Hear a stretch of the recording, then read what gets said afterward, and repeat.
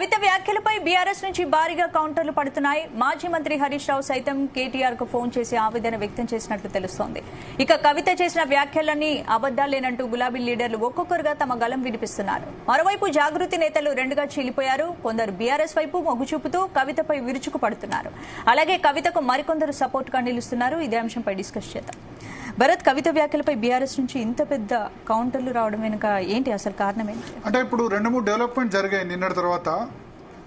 హరీష్ రావు ఏమో లండన్ లో ఉన్నారు ఈ వ్యాఖ్యలు చేసిన సమయంలో. హరీష్ రావుకు సపోర్ట్ గా, సంతోష్ సపోర్ట్ గా బీఆర్ఎస్ సపోర్టర్స్ చాలా మంది పోస్ట్ చేస్తున్నారు. సేమ్ ఆపోజిట్ గా కవిత సపోర్టర్స్ దాన్ని కౌంటర్ చేస్తున్నారు. ఇవాళ ప్రెస్ క్లబ్ లో జాగృతి సభ్యులందరూ కూడా ప్రెస్ మీట్ పెట్టి, అంటే కొద్దిమంది ముఖ్యంగా మొదటి నుంచి ఉన్నవాళ్ళు రాజీవ్ సాగర్ కానీ, రాజారాం యాదవ్ కానీ, వాళ్ళంతా ప్రెస్ మీట్ పెట్టి మేము బీఆర్ఎస్ తోనే ఉంటాం, కవితతో ఉండమని చెప్పారు. సో చూద్దాం, మాట్లాడదాం. మనతో పాటు వి ప్రకాష్ గారు ఉన్నారు. అదేవిధంగా గాదె ఎన్నయ్య గారు, TRS founding member. Rajaram Yadav గారు కవితకు అత్యంత సన్నిహితంగా ఉండే. సారంగుల అమర్నాథ్ గారు భారతీయ జనతా పార్టీ నుంచి. నరేష్ ప్రజాపతి గారు తెలంగాణ జాగృతి నుంచి మనతో పాటు ఉన్నారు. ముందుగా వి ప్రకాష్ గారు, సో నమస్కారం భరత్ గారు. నమస్కారం. నిన్న మీరు అన్నారు, మీరు ఇచ్చింది వైరల్ అయింది ఏంటంటే ఇంకొకసారి వేరే ప్రెస్ మీట్ పెడితే మేము రంగంలోకి దిగాల్సి వస్తుంది అని మీరు ఏదైతే చెప్పారో అది చాలా వైరల్ అయింది. మీరు లైవ్ లో రిజల్ట్ కూడా వచ్చింది. రిజల్ట్ వచ్చిందా? ఇక పెట్టారా ప్రెస్ మీట్? పెట్టారు ఇవాళ అయితే పెట్టలేదు. అంటే ఆమె 2-3 రోజులు కామ్ గా ఉంటాను, రెస్ట్ తీసుకుంటానని చెప్పారు కదా. ఇది ఇంతటితో ఆగిపోవాలని నేను అనుకుంటున్నా. ఎందుకంటే మనోభావాలు కూడా తెలుస్తా ఉన్నాయి కదా. ఆమె మాట్లాడిన తర్వాత ఆమెకు ఎటువంటి ప్రతికూలత ఉంది, జనంలో ఆమె పట్ల ఇమేజ్ ఎట్లా తగ్గిపోతా ఉన్నది, కొంత బేరీజ్ వేసుకుంటది. కాబట్టి దీంతో అయిపోవచ్చు అని నేను అనుకుంటున్నాను. కొంతకాలం పాటు విరామం దొరకొచ్చు. అంటే నిన్న ఫీడ్బ్యాక్ కరెక్ట్ గా రాలేదంటారా మీరు ఆ ప్రెస్ మీట్ తర్వాత? ఇవాళ మీరే చెప్తున్నారు కదా, రాజీవ్ సాగర్ వీళ్ళందరూ కూడా, రాజారాం యాదవ్ గారు ఇక్కడే ఉన్నారు. ఆ తర్వాత నేను బీసీ మీటింగ్లలో పాల్గొన్న సమయంలో వెంట ఉన్న వాళ్ళు ఒక్కరు కూడా లేరు. రామచంద్రరావు, గట్ట రామచంద్రరావు గారు గాని, ఆ తర్వాత ఇంకొక అతను శివశంకర్ కావచ్చు గాని, నవీన్ గారు, ఎవరు కూడా అప్పుడు ప్రామినెంట్ గా జిల్లా టూర్లలో హైదరాబాద్ లో బీసీ మీటింగ్లలో పాల్గొన్నారు. ఏ ఒక్కరు కూడా కనబడలేదు నాకు. ఓకే. ఎవరు మీరు? యునైటెడ్ పూలే ఫ్రంట్ మాజీ అధ్యక్షుడు నవీనాచారి ఉన్నారు. నవీనాచారి ఆయనతోనే ఉన్నారు. ఆమె మొదటి నుంచి నవీనాచారి 2006 నుంచి ఉన్నాడు కాబట్టి ఆయన ఉంటాడు. బట్ ముఖ్యమైన వాళ్ళు ఎవరు కూడా లేరు. అంటే నాకేమనిపిస్తుంది అంటే పొలిటికల్ ఫ్యూచర్ ముఖ్యం కదా అని అనిపిస్తుంది. ఇప్పుడు కొద్దిమంది ఏమంటారంటే వాళ్ళు ప్రెస్ క్లబ్ లో ప్రెస్ మీట్ బీఆర్ఎస్ వాళ్ళు పెట్టించారు అని ఆరోపణ చేస్తున్నారు. బీఆర్ఎస్ వాళ్ళు పెట్టకపోయినా వాళ్ళ మనోభావాలు వాళ్ళు వ్యక్తం చేశారు కదా. వెనకాల ఎవరున్నా కూడా ముందుకొచ్చి చెప్పింది వాళ్ళే కదా, మీడియా ముందుకొచ్చి. అంటే నేను కూడా చెప్పాను కవిత గారికి, మీరు కేసీఆర్ ను వదిలేసిన రోజు మెల్లమెల్ల ఒక్కొక్కరు తప్పుకుంటారు, ఎవరు ఉండరు మీతో అని చెప్పి గతంలో కూడా చెప్పడం జరిగింది. ఎన్ని రోజుల క్రితం మీరు మాట్లాడారు? లాస్ట్ అదే 3 months కిందనే. అప్పుడు ఫస్ట్ టైం అమెరికా పోయి వచ్చాక. ఓకే. లెటర్ బయటపడ్డ తర్వాత బయటపడ్డ తర్వాత మాట్లాడాను. ఏమని చెప్పారు మీరు? అదే ఇవే విషయాలు. ఇప్పుడు ఆమె పార్టీతో పెట్టుకున్నా, కేసీఆర్ గారిని వదిలేసినా కూడా భవిష్యత్తు ఉండదు. ఇప్పుడు వేరే పార్టీ ఒకవేళ పెట్టాలనుకున్నా పరిస్థితులు అనుకూలంగా లేవు అని క్లియర్ గా చెప్పడం జరిగింది. ఓకే. ఏమన్నారు దానికి? ఆమె ఆలోచిస్తా అన్నది. ఆమె ఏమంటారు, నో అని చెప్పదు కదా ఎదురుగా. అంటే నాకు పలానా ఇబ్బందులు ఉన్నాయి, ఇట్లా వీళ్ళతో ఇబ్బందులు ఉన్నాయని చెప్పలేదా? చాలా చెప్పింది కానీ నేను అవి లైవ్ లో షేర్ చేసుకోలేను కదా మీతో. నిన్న అన్నారు పర్సనల్ గా నేను అందరు కాకుండా సింగిల్ గా ఇస్తాను, సింగిల్ గా మాట్లాడతాను. అందుకని మీరు ఇప్పుడు సింగిల్ గానే ఉన్నారు అనుకోండి మిగతా వాళ్ళతో. అట్లా కాదు. నేను ఎందుకు సింగిల్ గా అన్నా అంటే ఈ మాట్లాడుతుంటే అడ్డుదలుగుతారు. నిన్న మాట్లాడేస్తాను, నేను చెప్పాలనుకున్నా చెప్పాను. బట్ ఏదున్నా కూడా ఇది ఎవరికి మంచిది కాదండి. ఆమెకు వ్యక్తిగతంగా ఆమెకు మంచిది కాదు, ఇటు పార్టీకి కూడా మంచి పరిణామం ఏం కాదు. ఇది సంతోషకరమైనది ఏం కాదు. రాత్రి నేను ఆమె ఇంటర్వ్యూ కూడా ఇవాళ మార్నింగ్ చూశాను. అర్ణబ్ గోస్వామితో మాట్లాడినప్పుడు కూడా ఆమె నిన్న మార్నింగ్ నుంచి ఆమె ముఖంలో నవ్వు మాయమైపోయింది 2 రోజుల నుంచి. అంటే ఆమె కూడా ఎంత బాధపడుతున్నారు అనేది ఆమెకు కూడా ఎలాంటి బాధ ఉందనేది ఆమె ముఖంలోనే మనకు అంటే న్యాచురల్ కదా 18 సంవత్సరాలు ఇప్పుడు 2006 నుంచి అసోసియేటెడ్ 19 సంవత్సరాలు ఉన్న పార్టీ సస్పెండ్ చేస్తే న్యాచురల్ గా బాధగానే ఉంటుంది తప్ప సంతోషంగా ఉండరు కదా.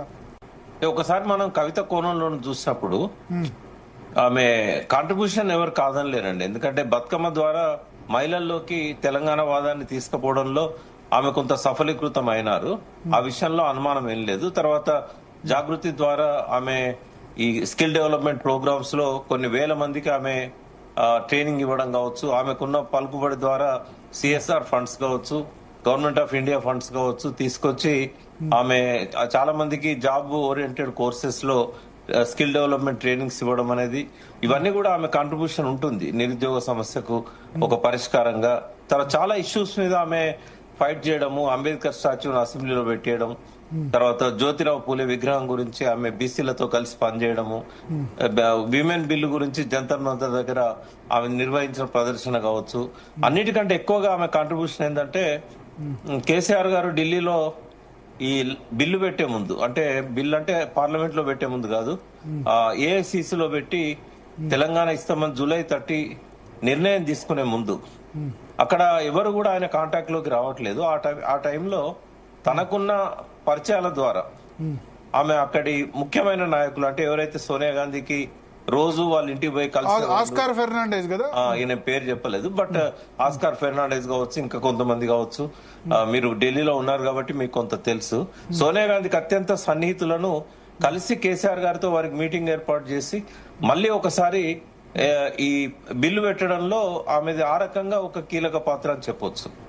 ఇవన్నీ ఉన్నాయి. ఆమె కాంట్రిబ్యూషన్ ఎవరు తగ్గట్లేదు. ఎందుకు ప్రకాష్ గారు మరి అంతర్గత అసంతృప్తి ఎందుకు అంత పెరిగిపోయింది? హరీష్ రావు కూడా ఈ విషయంపై స్పందించారు, కేటీఆర్ తో మాట్లాడారు, ఆందోళన వ్యక్తపరిచారని చెప్తున్నారు. ఆయన టార్గెట్ చేయడం అనేది అది కరెక్ట్ కాదు కదా. ఇప్పుడు వాస్తవంగా మీకు తెలుసు ఎవరికి ఎక్కువ ఆస్తులు ఉన్నాయి, ఎవరికి ఎన్ని అప్పులు ఉన్నాయి. మరి 20 ఏళ్ళు ఆయన మంత్రిగా, 20 ఏళ్లలో దాదాపు 10 సంవత్సరాలు ముందు రాజశేఖర రెడ్డి గవర్నమెంట్ లో, తర్వాత కేసీఆర్ గవర్నమెంట్ లో ఒక మధ్యలో ఒక 1 year గ్యాప్ ఇస్తే 8.5 సంవత్సరాలు ఆయన మంత్రిగా ఉన్నాడు. ముఖ్యమైన పోర్ట్ఫోలియో చేశాడు. మరి సంపాదించుకోదలుచుకుంటే ఆయనకు కొద్ది అమౌంట్ ఎందుకు సంపాదించుకోవాలి? ఒకవేళ అవినీతి పాల్పడాలన్నప్పుడు స్కై ఇస్ ద లిమిట్ కదా. మరి తను మంత్రిగా కూడా లేదు కదా, తను ఓన్లీ పార్లమెంట్ మెంబర్ గా, అది కూడా ప్రతిపక్ష పార్టీలో పార్లమెంట్ మెంబరు, తర్వాత ఎమ్మెల్సీగా పనిచేశారు. మరి హరీష్ రావు గారి కంటే ఒక 2 రెట్లు ఏ రకంగా ఆమెకు అసెట్స్ ఉన్నాయి? ఎట్లా అంటే హరీష్ రావు కంటే 2 రెట్లు ఎక్కువ ఆస్తులు ఉన్నాయని మీరు ఎట్లా చెప్పగలుగుతున్నారు? ఏ క్యాలిక్యులేషన్? మీ చేతిలో ఫోన్ ఉంది కదా, చేతిలో ఫోన్ ఉంది, కొట్టండి వస్తుంది. అసెట్స్ లయబిలిటీస్ ఎవరికి? అంటే మీరు ఏడీఆర్ ఏమంటారు, ఎన్నికల కమిషన్ లో వేసిన అఫిడవిట్ దాని ప్రకారం అధికారికంగా అదే కాబట్టి మనం అదే చెప్తాం. మనం వాళ్ళు డిక్లేర్ చేస్తే చెప్తాం మనం. ఒక హరీష్ రావు దగ్గర కాళేశ్వరం అవినీతిలో కోట్లు తినుంటే 11 కోట్లు అప్పు కట్టలేకపోయింది ఆయన. ఇంకా అప్పు ఎందుకున్నది ఆయన వెంట? ఎవరికి నేను చూడలేదు. ఇంట్రెస్టింగ్ విషయం చెప్తున్నారు మీరు. అఫిడవిట్ చూడలేదు. అఫిడవిట్ 11 కోట్ల అప్పు ఎవరికి కట్టాలి? హరీష్ రావు ఎవరికి కట్టాలనేది కాదు, ఆయనకున్న లైబిలిటీస్. అది 11 కోట్ల అప్పు ఉంది. ఆస్తి కంటే అప్పులు అందరికి ఉన్నాయండి. కేసీఆర్ గారికి ఉంది, కేటీఆర్ కు ఉన్నాయి, హరీష్ రావుకు ఉన్నాయి, కవిత గారికి ఉన్నాయి. కానీ అసెట్స్ లో చూసినప్పుడు హరీష్ రావు గారి కంటే కవిత గారికి చాలా ఎక్కువ ఉన్నాయి. అయితే నేను కూడా దీన్నేమి అవినీతి అనట్లేదు. కవిత గారు సంపాదించుకున్నా, వీళ్ళు సంపాదించుకున్నా, వాళ్ళకున్న బిజినెసెస్ వాళ్ళు చూపెట్టుకుంటారు. ఐటీ రిటర్న్స్ సబ్మిట్ చేసినప్పుడు ఈ ఆదాయాన్ని వాళ్ళు వైట్ మనీగా చూపెట్టుకుంటారు. కాబట్టి అసెట్స్ వాల్యుయేషన్ కూడా ఉంటుంది. కాబట్టి అంటే ఎవరికైనా కూడా డబ్బు సంపాదించడం అనేది అవినీతితోనే ముడిపెట్టదలుచుకుంటే మరి కవిత గారికి కూడా అవినీతితోనే ముడిపెట్టొచ్చు. తప్పు కదా అది, ఆ రకంగా ఆరోపణ చేయడం. ఇప్పటి వరకు కవిత గారు తప్ప ఎన్డీఎస్ఏ చెప్పలేదు, విజిలెన్స్ కమిటీ చెప్పలేదు, పీసీ ఘోష్ కమిటీ చెప్పలేదు, కేసీఆర్ తినడం చెప్పలేదు, హరీష్ రావు గారు తినడం చెప్పలేదు. ఎట్లా ఆమంతటా ఆమె హరీష్ రావుకు ఈ అవినీతితో ముడిపెడుతుంది, కాళేశ్వరం అవినీతితో? అంటే నిన్న అన్నారు దీని వెనక ఎవరున్నారో తెలుసు, మేము బయటకు వస్తామని చెప్పి. ఎవరు మీరు నిన్న కరెక్ట్ గా చెప్పలేదు ఎవరున్నారని అనుకుంటున్నారు. నేనేమంటున్నా, కవిత గారు కనుక సైలెంట్ అయిపోతే ఆ విషయాలు శాశ్వతంగా సమాధి అవుతాయి. ఒకవేళ ఆమె కనుక సైలెంట్ కానప్పుడు అవన్నీ కూడా బయటకు వస్తాయి. ఓకే, సైలెంట్ అయిపోతుందని అనుకుంటున్నారా మీరు? కావాలనుకుంటున్నాను, సైలెంట్ కావాలని కోరుకుంటున్నాను. కొన్నిసార్లు ఇష్టం ఉన్నా లేకున్నా సైలెంట్ కావాల్సి వస్తుంది. సైలెంట్ అయితే మళ్ళీ పార్టీలోకి వచ్చే అవకాశం ఉందా? ఆమె జాగృతి ఆమెకు ఉంది కదా, అది చేసుకోవచ్చు కదా. జాగృతి లాంటి సంస్థలు లేవు. అంటే మీరే ప్రకాష్ గారు మీరే అన్నారు కదా ఇన్నేళ్ల నుంచి కవిత కాంట్రిబ్యూషన్ పార్టీకి ఉందన్నారు. మరి ఇప్పుడు బీఆర్ఎస్ వర్సెస్ కవిత ఎందుకు అయిపోయింది? నేతలు ఒక వైపు, కవిత ఒక వైపు ఎందుకు కావాల్సి వచ్చింది? అంటే ఆమె అటిట్యూడ్, ఆమె మాట్లాడిన మాటలు నిన్న బయటికి రాకుండా ఉంటే బాగుండేది. ఆమె సైలెంట్ గా ఉండి, ఆమె రాజీనామా చేసిన పార్టీ మెంబర్షిప్ నుంచి వైదొలిగినా కూడా ఆమె నిన్న హరీష్ రావు గారి మీద ఈ రకమైన కామెంట్ చేయడం అనేది, అది నేను నిన్ననే చెప్పాను, అది హరీష్ రావు భుజం మీద, సంతోష్ భుజం మీద తుపాకులు పెట్టి వీళ్ళని గాల్ చేస్తున్నది ఆమె, కేటీఆర్ ను కేసీఆర్ అని చెప్పాను. అర్థమైన వాళ్ళకి అర్థమైంది, అర్థం కాని వాళ్ళకి కొంతకాలం తర్వాత అర్థమవుతుంది ఎందుకు నేను ఆ మాట అన్నాను అనేది. ఒకటి ఏంటంటే చెప్పండి చెప్పండి మీరు చెప్పండి. అంటే ఏంటంటే ఇప్పుడు డైరెక్ట్ గా హరీష్ రావు కనబడుతున్నాడు ఆమె ఆరోపణలలో, బట్ ఇండైరెక్ట్ గా అది కేసీఆర్ చుట్టుకుంటుంది. ఎందుకంటే ఆ అవినీతి అనేది ఎప్పుడు మొదలైంది? పీసీ ఘోష్ కమిషన్ రిపోర్ట్ చూస్తే ఎక్సెస్ పేమెంట్స్ అనేది ఎప్పుడు స్టార్ట్ అయినాయి ఎక్సెస్ పేమెంట్స్? అప్పుడు ఇరిగేషన్ మినిస్టర్ ఎవరున్నారు? మేడిగడ్డ పేరు కూలినప్పుడు ఎవరున్నారు? అంతకంటే ముందు హరీష్ రావు గారు ఎప్పుడు తప్పుకున్నారు? హరీష్ రావు గారికి ఇరిగేషన్ మినిస్టర్ గా డ్రాప్ చేయడానికి కారణాలు ఏంటి? ఇవన్నీ ఉన్నాయి విషయాలు. అందుకే అది డైరెక్ట్ గా ఆమె ఏంటంటే టార్గెట్ చేసింది ఈయననే, కేసీఆర్ గారిను ఈయననే టార్గెట్ చేసింది, మన కేటీఆర్ గారిని. ఆ పార్టీ గురించి మనం ఆలోచించినప్పుడు ఇప్పుడు కేసీఆర్ గారి మానసపుత్రిగా కాకుండా 25 సంవత్సరాల నుంచి బిల్డ్ చేసిన పార్టీ అది. దానికి ఆయన అధ్యక్షుడు, వర్కింగ్ పార్టీ ప్రెసిడెంట్ కేటీఆర్ గారు. ఆ పార్టీ తొక్కల పార్టీ, ఆ పార్టీ బోతెబోని అంటే ఎవరిని ఉద్దేశించి అన్నది ఆమె?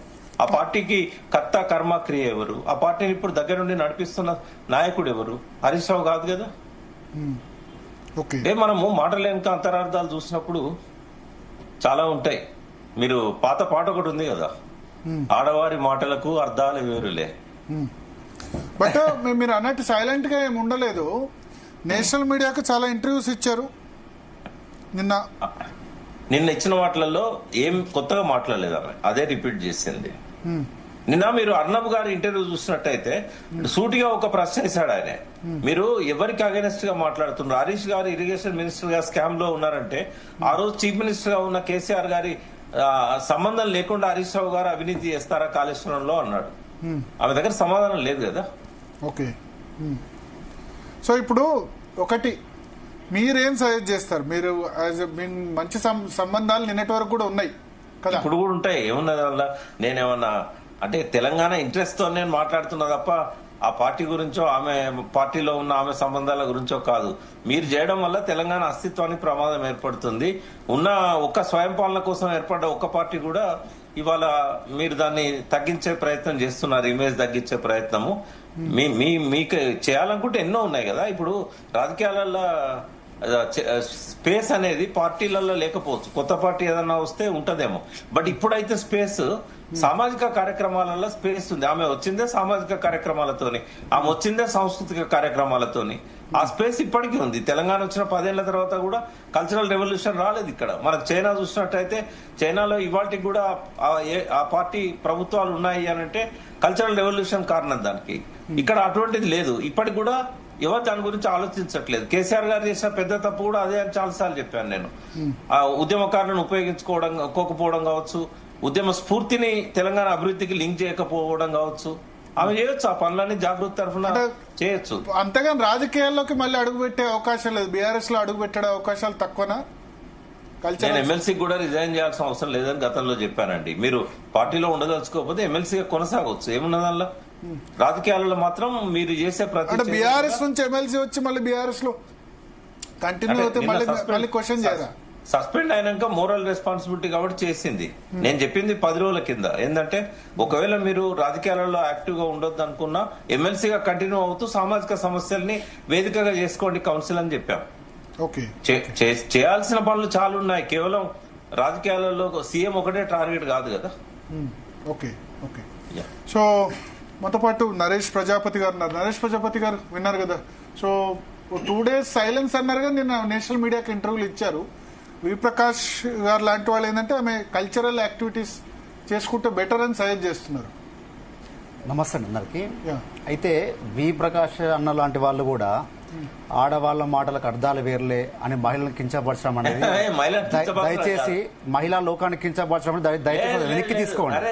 ఎందుకంటే అన్న ఆడవారి మాటకు అర్థాలు వేర్లేని అవహేళన చేయడం అంటే మనమేమో మహిళలు రాజకీయాలు రావాలి, చైతన్యవంతులు కావాలి, 33% రిజర్వేషన్లు రావాలి అని కోరుకున్నటువంటి ఈ తరుణంలో మీరు ఒక్క మీద టార్గెట్ చేయడం కోసము ఆమె మీద గనుపెట్టి మహిళలు ఒకడంత కించపరచడం తప్పు కదా. నేను దొరికినా ఇప్పుడు ఓకే, మీరు నేనేమంటా ఉన్నానా, అది మీ విజ్ఞత, అది దయచేసి నా సజెషన్ అది వెనక్కి తీసుకోండి. మ్యాటర్ ను సీరియస్ గా ఉంచొద్దని చెప్పి ఆ పాట ఒకటి ఉన్నది అని చెప్పాను అంతే.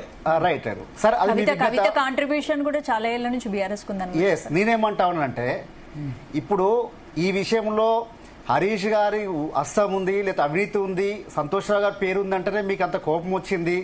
మీరు కేవలం రాజకీయాలు చేసుకోవద్దు అని నేను చెప్పి చూసిన వాళ్ళకు మీరు సాంస్కృతిక కార్యక్రమాలు చేయండి అని ఇదా అన్న మనం నేర్పించేది, మన సమాజానికి నేర్పించేది, యువతకు నేర్పించేది, మహిళలకు చెప్పేది.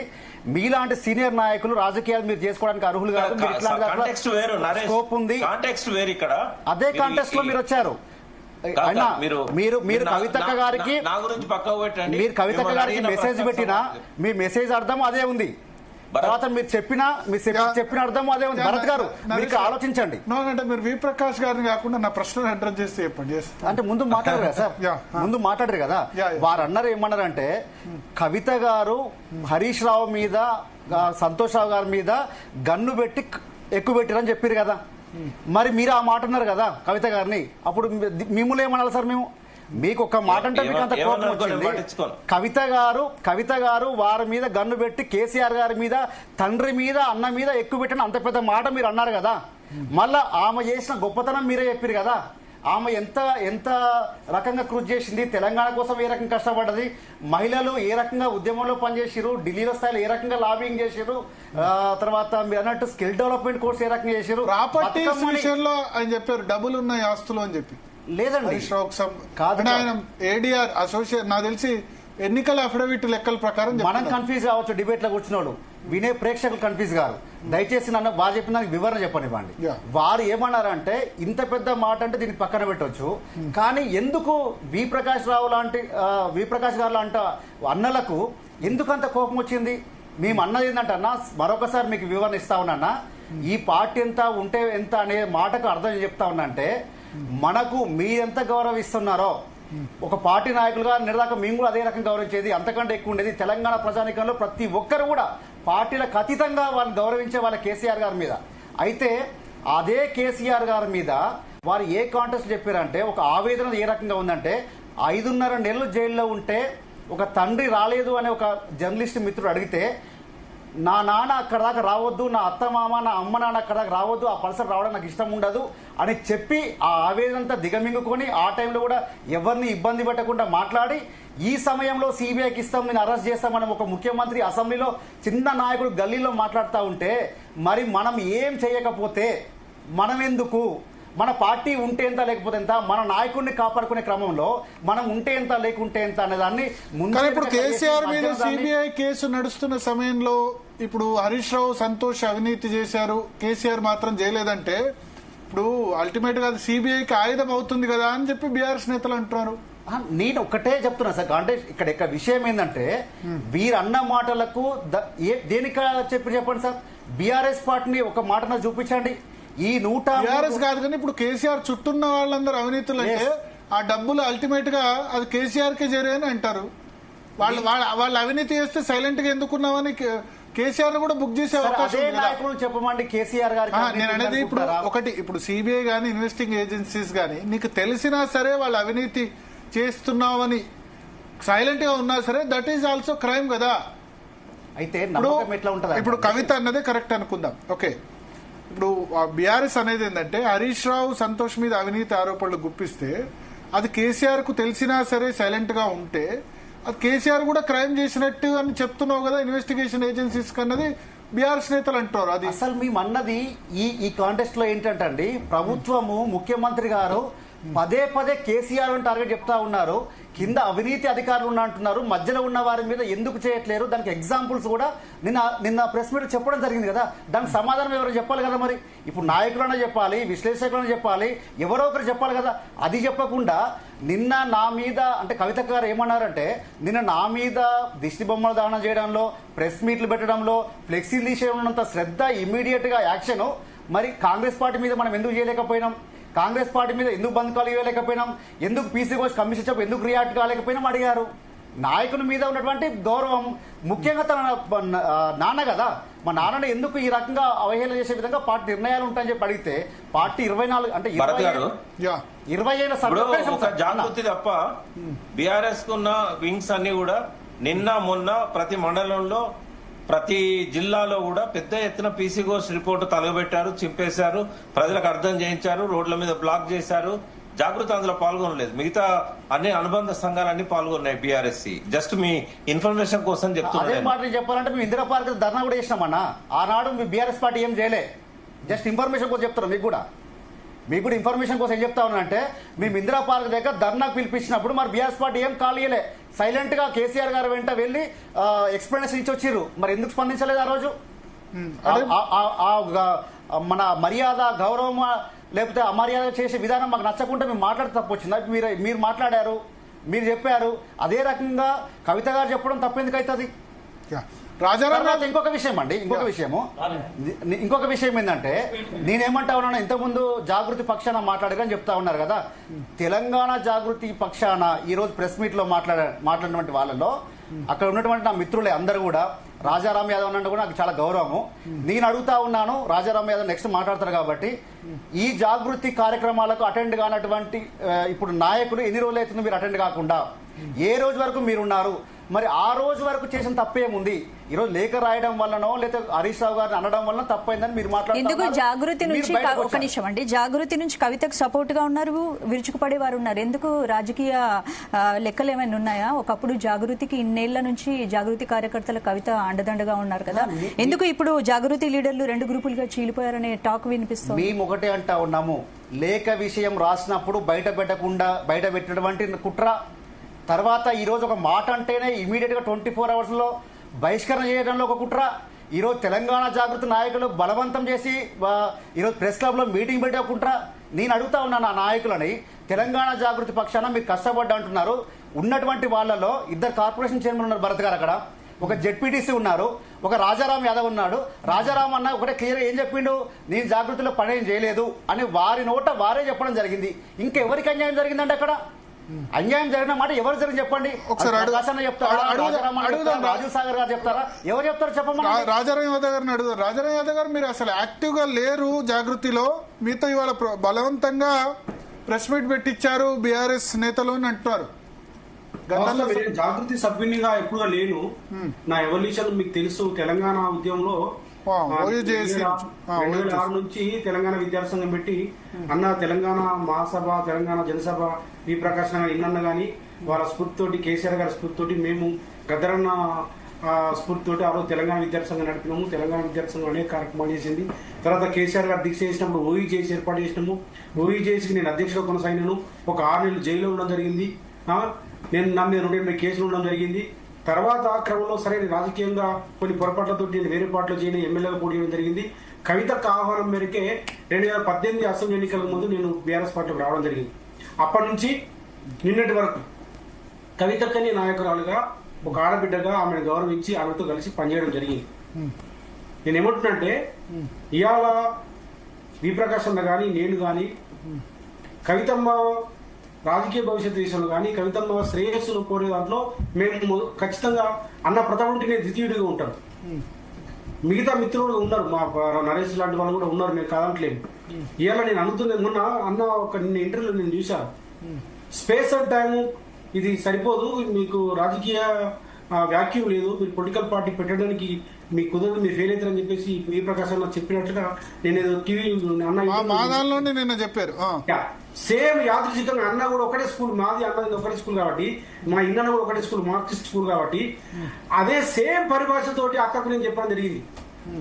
స్పేస్ అండ్ టైం చాలా ఇంపార్టెంట్ అక్క. ఈ టైము మీకు రాజకీయంగా మీకు ఇబ్బంది అవుతుంది. మీరు కేసీఆర్ గారితో మీరు బీసీ ఉద్యమం చేస్తున్నారు, బీసీ ఉద్యమానికి సపోర్ట్ చేస్తున్నారు.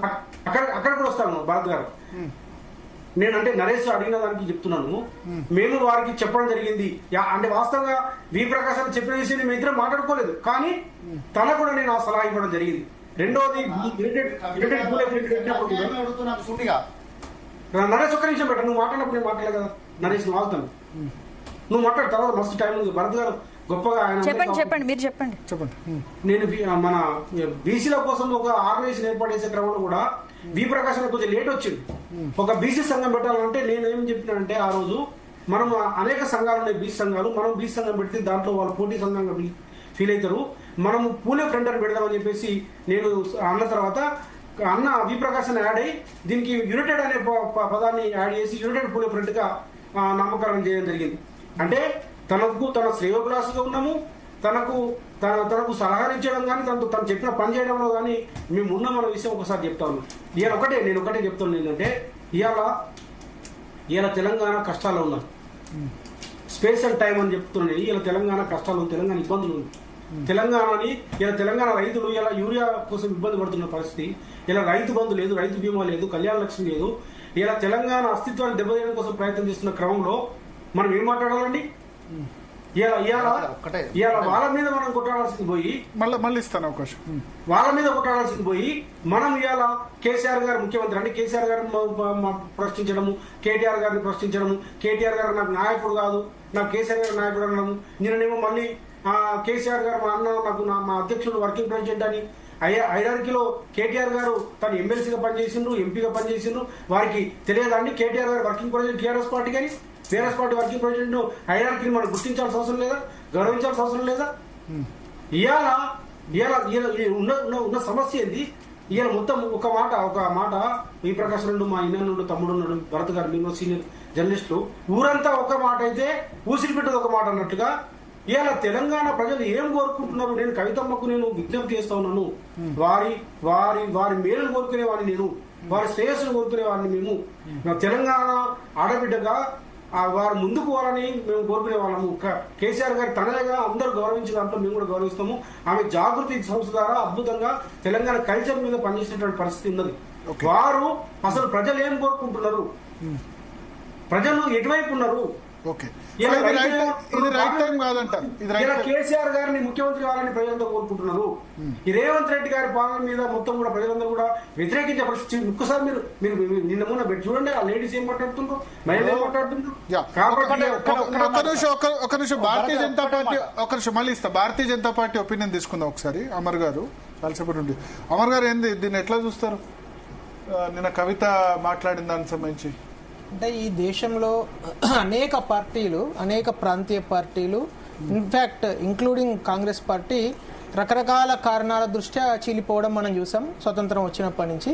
అట్లాగే అదే కోణంలో సర్వసహజంగా ఇది కూడా కుటుంబ పార్టీ కాబట్టి ఈ కుటుంబ పార్టీ కూడా ఆ కుటుంబంలో ఉండే కలహాల వల్లనో లేకుంటే వారికి ఉన్న అవినీతి మరకల వల్లనో వాట్ ఎవర్ వేరియస్ రీజన్స్ సర్వసహజంగా కుటుంబ పార్టీ కాబట్టి అది చీలిపోవడం సర్వసహజంగానే జరుగుతున్నది. అయితే ఇది ఎవరు నడిపిస్తున్నారు అనేది ఇక్కడ క్వశ్చన్. ఎందుకంటే ఇప్పుడు కవిత గారు మాట్లాడినా లేకుండా కవిత గారు ఎంచుకున్న అంశాలను మీరు తీసుకున్నా కూడా వారు నాకు జ్ఞాపకం ఉన్నంత వరకు యాక్చువల్లీ బీఆర్ఎస్ పార్టీ యానివర్సరీ ఏప్రిల్లో ఏమో జరిగినట్టున్నది. అప్పుడు ఆవిడ ఫోటో ఎప్పుడైతే స్టేజ్ మీద లేదో అక్కడి నుంచి ఆవిడ స్లోగా ఇరిటేట్ కావడము, ఫ్రస్ట్రేట్ కావడము, ఆ తర్వాత అమెరికా నుంచి రావడము. విచిత్రం ఏంటంటే భరత్ గారు ఆవిడ అమెరికాలో ఉన్నప్పుడు ఒక లెటర్ లీక్ అయింది. ఆ లెటరు ఇటు బీఆర్ఎస్ శ్రేణులు అటు జాగృతి శ్రేణులు అది ఫేక్ అని ప్రచారం చేస్తున్నారు సోషల్ మీడియాలో. కానీ గాంధీ భవన్ కేంద్రంగా చాలా స్ట్రాంగ్గా వాళ్ళ అధికార ప్రతినిధి ఇది 100% ఇది ఆథెంటిక్ లెటర్ అని బల్లగుద్ది మరి చెప్పడం జరిగింది. అంటే ఇది ఎవరు రాయించారు ఆ లెటరు? ఆవిడ శంషాబాద్ దిగంగానే ఫస్ట్ ఆవిడ అమెరికా ప్రయాణం ఎట్లా జరిగింది, ఏం జరిగిందనే దానికన్నా ముందు ఆవిడ ఏం మాట్లాడింది, ఆ లెటర్ నేను రాసిందే. అంటే ఏదైతే గాంధీ భవన్ లో స్క్రిప్ట్ రాశారో ఆ స్క్రిప్ట్ వారు రాసిందే నేను చదివాను. దయచేసి గాంధీ భవన్ కు ఆపాదించకండి. లెటర్ కు గాంధీ భవన్ కు సంబంధమే లేదు. విషయం గాంధీ భవన్ లో చెప్పారా లేదా? గాంధీ భవన్ స్క్రిప్ట్ సంబంధం లేదు. గాంధీ భవన్ కి ఎప్పుడు చెప్పారు? మేడం ఫస్ట్ వన్ కంప్లీట్ నా ఆర్గ్యుమెంట్ తప్ప రైట్ తర్వాత మీరు చెప్పండి మీకు టైం వచ్చినప్పుడు. ఇక్కడ గాంధీ భవన్ లో జరిగిన స్క్రిప్ట్ ఆ స్క్రిప్టే ఇక్కడ చదువుతున్నారు. మనం కరెక్ట్ 3 సంవత్సరాల క్రితము వైఎస్ షర్మిల గారి విషయంలో కూడా ఇదే Congress party direct high command Revanth Reddy. ఇక మరి గాంధీ భవన్ లో వాళ్ళు ఎవరు కూర్చొని రాసుకున్నారో, ఎవరు ఆ బోర్డు మీటింగ్ లో ఎవరున్నారో మనకు తెలియదు. అమర్ గారు దయచేసి ఇప్పుడు మీ బీజేపీ పార్టీ నుంచి మీరే చేస్తున్నారు అని అంటే మీరు అనండి నేను చెప్తా దానికి ఆన్సర్. స్పందించలేదు రమ్య గారు, ఆ లెటర్ మీద స్పందించలేదు. లేదు, ఆ, మేము కాకపోవచ్చు అది. లెటర్ లీక్ అయింది, బీఆర్ఎస్ శ్రేణులు అది ఫేక్ అన్నారు, తర్వాత జాగృతి శ్రేణులు ఫేక్ అన్నారు, ఓన్లీ ఒకే ఒక శ్రేణులు 100% ఆథెంటిక్ అన్నారు. అది ఏ శ్రేణులు? అదే నేను చెప్తున్నాను. లీక్ అయింది కాబట్టి అంటున్నారు. మీరు లీక్ చేయించింది మీరే కావచ్చు, బీజేపీ వాళ్ళే కావచ్చు, అందుకే మాట్లాడలేదు కావచ్చు. గాంధీ భవన్ కు సో భరత్ గారు పాయింట్ ఏంటంటే ఈ రోజు జరిగే పరిణామాలు కరెక్ట్ గా 3-3.5 సంవత్సరాల క్రితం వైఎస్ షర్మిల గారి విషయంలో ఎగ్జాక్ట్లీ ఇదే జరిగింది. ఆవిడ కాంగ్రెస్ పార్టీని బండబూతులు ఇట్టింది, సోనియా గాంధీ దగ్గర నుంచి రేవంత్ రెడ్డి వరకు. రేవంత్ రెడ్డి గారు ఇన్ఫాక్ట్ తెలంగాణలో నేను జాయిన్ చేసుకొని షర్మిలనని ఆయన పంతం పట్టుకొని కూర్చున్నారు. అట్లాంటిది ఆవిడను మళ్ళీ పిసిసి ప్రెసిడెంట్ ఆంధ్రప్రదేశ్ చేయడం జరిగింది. సో ఇది అదేదో చెప్తారుగా, ఏ నదులు ఏ రివులెట్స్ ఉపనదులు అయినా కూడా ఆ సముద్రంలోకి కలిసినట్టు అన్ని ఈ ప్రాంతీయ పార్టీలు ఎక్కడి నుంచి పుట్టినా మళ్ళీ అక్కడనే కలిసేందుకు మీరు జాయిన్ చేసుకునే అవకాశం ఉందో? అంటే ఇక్కడ ఒకటి ఈడీ కేసు పెట్టిన వాళ్ళు చాలా మంది కూడా మళ్ళీ బీజేపీలోనే జాయిన్ అయ్యారు. దానిలో ఒక explanation Chowdary, CM Ramesh, Ajit Pawar, point అది కాదు. తర్వాత ఇప్పుడు బెంగాల్లో ఆపోజిషన్ లీడర్ ప్రధానంగా ఇక్కడ మనం అంటే తెలంగాణ బిశ్వ శర్మ ఇవన్నీ కూడా ఎగ్జాంపుల్స్ కదా. అంటే భరత్ గారు ఇక్కడ తెలంగాణలో మనం ప్రధానంగా ఆలోచించాల్సిన విషయము మన ముందు అంటే మన ప్రజలకు ముందు ఉన్నది ఒక అత్యంత కీలకమైన విషయం ఏంటంటే, ఇప్పుడు కాళేశ్వరం విషయంలో 1,000 కోట్ల అవినీతి జరిగిందని, 96,000 కోట్లు ఆల్రెడీ స్పెండ్ చేశారు, ఇంకో 40-50 వేల కోట్లు ఇంకా పెండింగ్ ఉన్నది అనే ఒక తరుణంలో మనం ఆ 1,000 కోట్ల అవినీతి ఎవరు చేశారు, ఈ అవినీతి తిమింగళాలు ఎవరు అని అంటే చర్యలు చేపట్టాల్సిన సమయంలో ఈ రేవంత్ రెడ్డి గారికి సరిగ్గా మరి ఏం చేయాలో అర్థం కాకనా, లేకుంటే వారికి ఆ కేసీఆర్ గారి పైన చర్యలు తీసుకున్న దమ్ము లేకనా తెలియదు, కానీ వారు ఏం చేశారు, వారు సడన్ గా ప్లేట్ ఫిరాయించి సిబిఐకి అప్పయ్యారు. సో ఇప్పుడు మనం ఏ తరుణంలో ఉన్నామంటే we are at a vantage point. Telangana ప్రజలు ఈ సొమ్ము ఎవరు తిన్నారు, ఏ విధంగా జరిగింది, ఇంత పెద్ద అవినీతి 1,000 కోట్ల రూపాయల అవినీతి జరిగిందని మనమే పదే మాట్లాడుకున్నాము. అదే కాంగ్రెస్ పార్టీ పెద్ద యాడ్లు ఇచ్చింది, కాళేశ్వరం ఏటీఎం అన్నది డబ్బాలు పెట్టుకొని తిరిగింది. రాహుల్ గాంధీ గారు, ప్రియాంక గాంధీ గారు అందరూ వచ్చి ఇక్కడ సభలలో మాట్లాడారు. మరి ఇప్పుడు ఎందుకు చర్యలు తీసుకోవట్లేదు? మోడీ గారు కూడా అన్నారండి, ముఖ్యమంత్రి బీజేపీ ముఖ్యమంత్రి కాదు మేడం, ప్రజలు బీజేపీ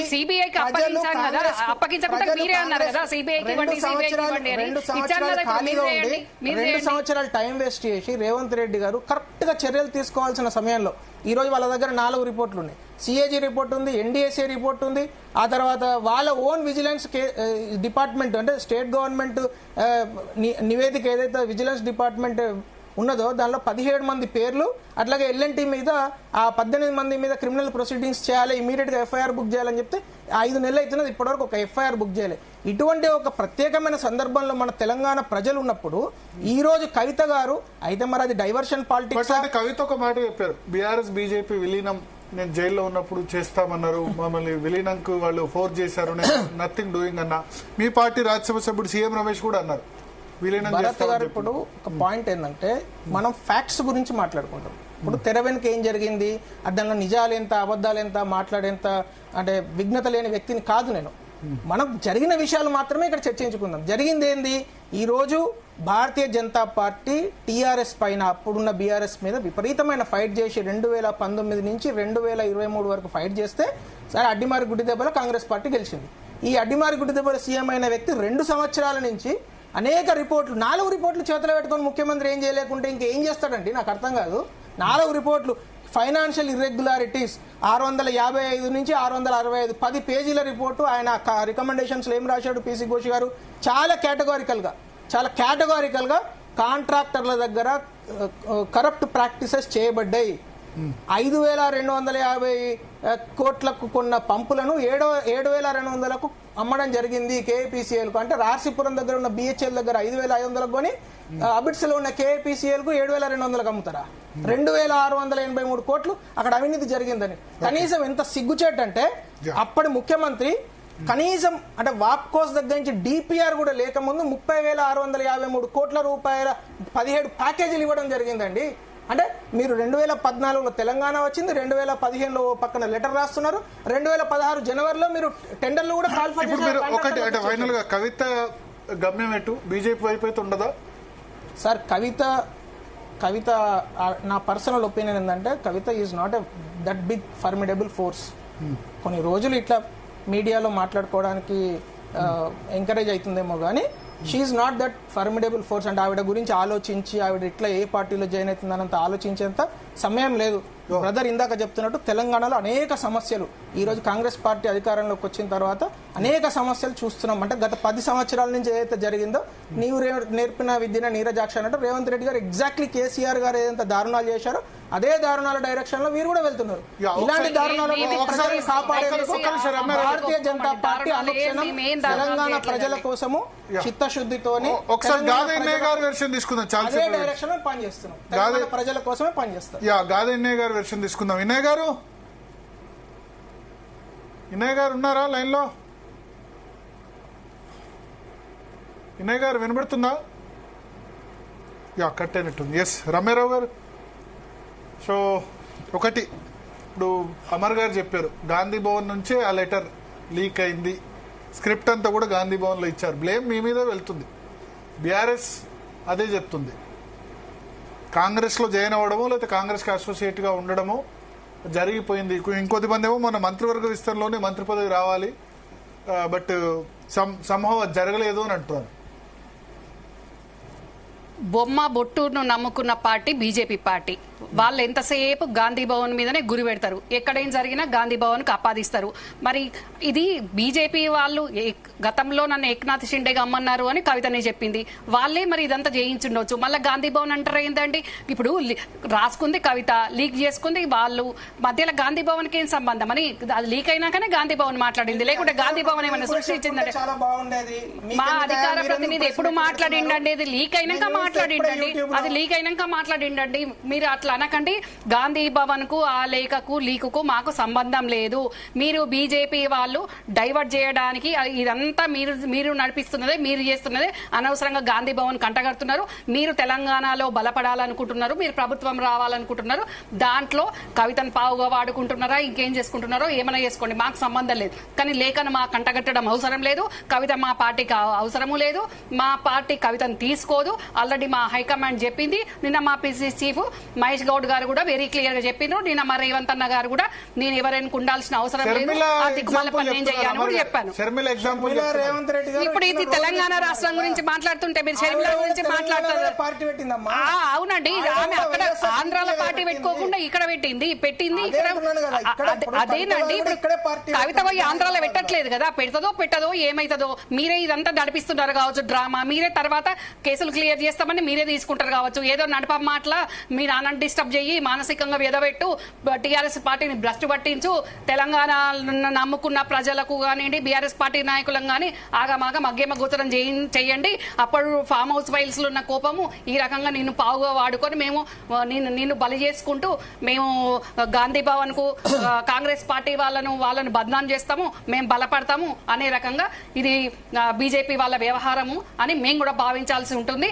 గతంలో కూడా మోడీ గారు కానీ అమిత్ షా గారు కానీ కాళేశ్వరం ఏటీఎం అని మాట్లాడింది వాళ్ళే, సిబిఐకి ఇవ్వకుంటే ఇవ్వలేదంటారు. మరి సిబిఐకి ఇప్పుడు ఇచ్చాం కదా, మీ చేతిలోనే ఉంది కదా, మరి మీరే దాన్ని చేయాల్సింది కదా. మరి కవితను అరెస్ట్ చేయకుంటే అసలు మీకు తెలంగాణలో ఒక్క ఎంపీ సీట్ అన్నా మీరు గెలిచేవాళ్ళ? ఒక్క ఎంపీ సీట్ అన్నా మీరు గెలిచేవాళ్ళ? కనీసం మీకు క్యాండిడేట్లు ఉండరు, అసెంబ్లీలో పోటీ చేయడానికి క్యాండిడేట్లు ఉండరు, ఎంపీ క్యాండిడేట్లు ఉండరు. అట్లాంటి వాళ్ళు మీరు గాంధీ భవన్ గురించి ఏదో అడ్డిమారి గుడ్డిలో గెలిచిండట రేవంత్ రెడ్డి. ఎట్లా అడ్డిమారి గుడ్డిలో గెలిచిండండి? అడ్డిమారి గుడ్డిలో గెలవడం ఏందండి? మేమేమన్నా మీలాగా ఈవీఎంలు పెట్టి బ్యాలెట్ అని మొత్తుకుంటుంటే బ్యాలెట్ కాదని ఈవీఎంలు పెట్టి చేసింది కాదండి. ప్లీజ్, రేవంత్ రెడ్డి గురించి మా ముఖ్యమంత్రి అండి, మా పార్టీ నాయకుడు, మా ముఖ్యమంత్రి డెఫినెట్ గా మీరు అడ్డిమారి గుడ్డి అని అట్లా అవమానించడం కరెక్ట్ కాదు.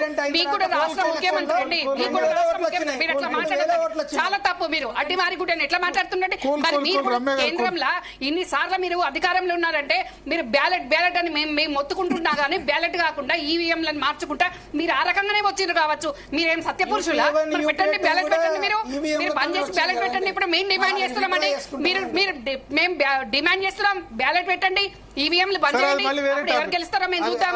ఏం మాట్లాడుతున్నారండి అడ్డిమారి గుడ్డి అని? ఇష్టమైనట్టు తెలంగాణ ప్రజలు మమ్మల్ని ఆశీర్వదించారు, ఆదరించారు. తెలంగాణ ఇచ్చిన కాంగ్రెస్ పార్టీని అక్క నేర్చుకున్నారు. మేము మంచిగా ప్రజాపాలన చేస్తున్నాం చూడండి. ఇంకా 3 ఏళ్ల టైం ఉంది. మేము చేయలేకపోయినప్పుడు మీరనండి అప్పుల కుప్పగా అయిన రాష్ట్రాన్ని నెలకు 6,500 కోట్ల వడ్డీ కట్టుకుంటా రూపాయి జమ చేసుకుంటా ఉద్యోగులకు ఫస్ట్ రోజు జీతాలు ఇవ్వడం కానీ ఏదైతే రైతులకు ఇచ్చినామో ప్రజలకు ఇచ్చినామో ఆ హామీలను మేము నెరవేరుస్తున్నాము. మీరు చేసుకోలేక మా మీద పడి ఏడుస్తారు ఎందుకండి ఎంతసేపు? ఓకే, సో యా నరేష్ గారు చెప్పండి. ఓకే, ఒకటే ఒక మాట నరేష్ గారు, బిఫోర్ దట్ ఇప్పుడు ఈ రోజు గాంధీ భవన్ వేదికగా నేను అనడానికి కారణం అది జరిగింది కాబట్టి, అంతేగాని జరగలేదండి. ప్లీజ్ మీరు ఇది వాపస్ తీసుకోవాలండి. గాంధీ భవన్ కి సంబంధం లేదండి. మీరు గాంధీ భవన్ కి ఎదురుకున్న మీ బీజేపీ పార్టీ ఆఫీస్ నుంచే జరుగుతుంది కావచ్చండి, మీ ఢిల్లీ నుంచి జరుగుతుంది, మీ బీజేపీ నుంచి జరుగుతుందండి. మళ్ళీ మాట్లాడకండి. కవిత చెప్పింది కదా, మరి ఇదే కవిత చెప్పింది. నన్ను ఏకనాథ్ షిండే గమ్మన్నది, మా నాన్న నుంచి వేరుగా అమ్మన్నారు, కవితనే చెప్పింది కదండి. మీరు ఆ మాట మాట్లాడారు. రమారావు గారు ఒక మాట నాకు గుర్తుంది ఏంటంటే, ఇప్పుడు గాంధీ భవన్ నుంచి ఆయన అంటారు కదా, ఫస్ట్ ప్రెస్ మీట్ సామ రామ్మోహన్ రెడ్డి పెట్టారు గాంధీ భవన్ లో. ప్రెస్ మీట్ పెట్టి మీ మీడియా కమిటీ కన్వీనర్ కవితకు సంబంధించిన ప్రతి స్టెప్ ఆయన అందరికంటే ఫస్ట్ చెప్పింది ఏంటంటే, కవిత ఒక లెటర్ రాసిందని ఫస్ట్ బయట పెట్టింది సామ రామ్మోహన్ రెడ్డి. తర్వాత రెండోది, కవితకు ఫ్యామిలీతో ఇబ్బందులు ఉన్నాయి, ఆయన మీడియా కన్వీనర్ కాబట్టి మీడియా నుంచి సోర్స్ వచ్చింది కాబట్టి చెప్పి ఉంటాడు. బీజేపీ వాళ్ళకి మాత్రం రాలేదండి. ఇప్పుడు కవితనే చెప్తుంది కదా, నాకు బీజేపీ నాయకుడు చెప్పిండు, అది చెప్పిండు, ఇది చెప్పిండు అనుకుంటే కవితనే చెప్తుంది కదండి. మరి మళ్ళీ పాయింట్ ఆవిడ వెనకకి ఎవరు ఉన్నారంటే నేను చెప్తున్నా ఆ సందర్భంలో అంతే. ప్రజలకు అర్థమైంది, కాంగ్రెస్ పార్టీకి అసోసియేట్ గా ఉన్న ఛానల్లో లెటర్ లీక్ అయింది, ఇవన్నీ కూడా వస్తున్నాయి. ఒక్క కాంగ్రెస్ పార్టీకి అసోసియేట్ ఉన్న ఛానలే రిలీజ్ చేసిందండి. ఎక్కడ కూడా రాలేదా? ఎక్కడ కూడా రాలేదా? ఎట్లా లీక్ జరిగి ఉంటుంది? ఫామ్ హౌస్ నుంచి లెటర్ ఎట్లా లీక్ అయి ఉంటుంది మీ ఉద్దేశంలో? కవిత అమెరికాలో ఉన్నప్పుడు ఈ బీజేపీ వాళ్ళు కవిత ఏం మాట్లాడుకున్నారో అందులో భాగంగా లీక్ అయ్యి ఉంటది. వీళ్ళు చేయమని ఉంటారు, చేసి ఉంటది. నేను తోలు బొమ్మని కాదు అన్నది కానీ వీళ్ళ చేతిలో కీలు బొమ్మ అయిపోయింది కవిత. కవిత అయితే ఏ పార్టీలోకి వెళ్ళాలని స్పష్టంగా మీడియా ముఖంగా చెప్పింది. మేము సూటిగా సుత్తి లేకుండా డైరెక్ట్ గా పార్టీలకు, కాంగ్రెస్ పార్టీ బీజేపీ పార్టీ చెప్పేది ఏంటంటే, మేము మీ పార్టీ లాంటి వాళ్ళకు వచ్చే ప్రసక్తే లేదు, దీంట్లో అనుమాన పడకండి. ఎటువంటి మీకు ఒకటి క్లారిటీ ఆల్రెడీ ఇచ్చేసినాం క్లియర్ గా. వినండి, మాకు గత్యంతరం లేదు, మాకు అవసరం లేదు, కాంగ్రెస్ పార్టీలో పనిచేయాల్సిన అవసరం లేదు, బీజేపీ పార్టీలో అవసరం లేదు. ఒక్క నిమిషం, అదొక క్లారిటీ ఇస్తా ఉన్నాం. ఒక్క మాట మాట్లాడుకుంటాం. నెక్స్ట్ ఇంకొకటి మంచి వ్యాలిడ్ పాయింట్ చెప్పారు ఈ డిబేట్ ద్వారా. మేము ఏదైతే ఆరోపిస్తా ఉన్నామో, సంతోష్ రావు గారి వెనకాల, హరీష్ రావు గారి వెనకాల రేవంత్ రెడ్డి గారు ఉన్నారు, కాంగ్రెస్ పార్టీ ఉంది అని ఆరోపిస్తా ఉన్నామో, మీరు చెప్పినాక ఇక్కడ సింక్ అయింది చూడండి. సామా రామ్మోహన్ రెడ్డి లెటర్ వచ్చింది ఆయన చెప్తాడు, లీక్ అయింది. ఫామ్ హౌస్ నుంచి సామా రామ్మోహన్ రెడ్డికి ఎట్లా వస్తుంది, వారి ఛానల్లో ఎట్లా లీక్ అయిందండి? దీనికి సింక్ అయిందా లేదా? మేమన్న ఆరోపణలకు సింక్ అయిందా లేదా? మేము వారి వెనకాల ఎవరున్నారు, వారి ఎఫ్ఐఆర్ ఎందుకు క్యాన్సిల్ అవుతున్నాయి, వారి మీద ఎందుకు స్కామ్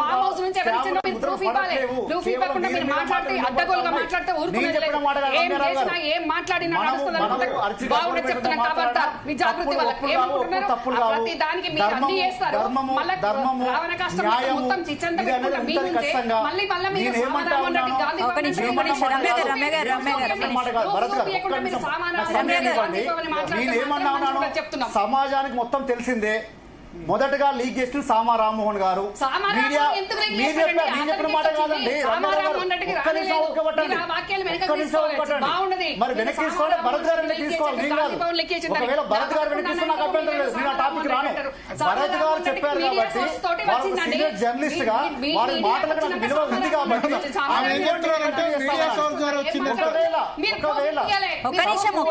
నరేష్ గారు ఇద్దరు ఒకేసారి మాట్లాడితే రమ్య గారు ఏమంటున్నారంటే, మీడియాకి వచ్చిన తర్వాత రామ్మోహన్ గారు డిక్లేర్ చేశారని చెప్తారు. నేను అదే అంటాను. ఫామ్ హౌస్ లో ఉన్నటువంటి వాళ్ళకు మీడియా సోర్స్ ద్వారా రామ్మోహన్ రెడ్డికి ఎట్లా తెలుస్తుంది? సామా రామ్మోహన్ రెడ్డికి ఎట్లా తెలుస్తుందండి?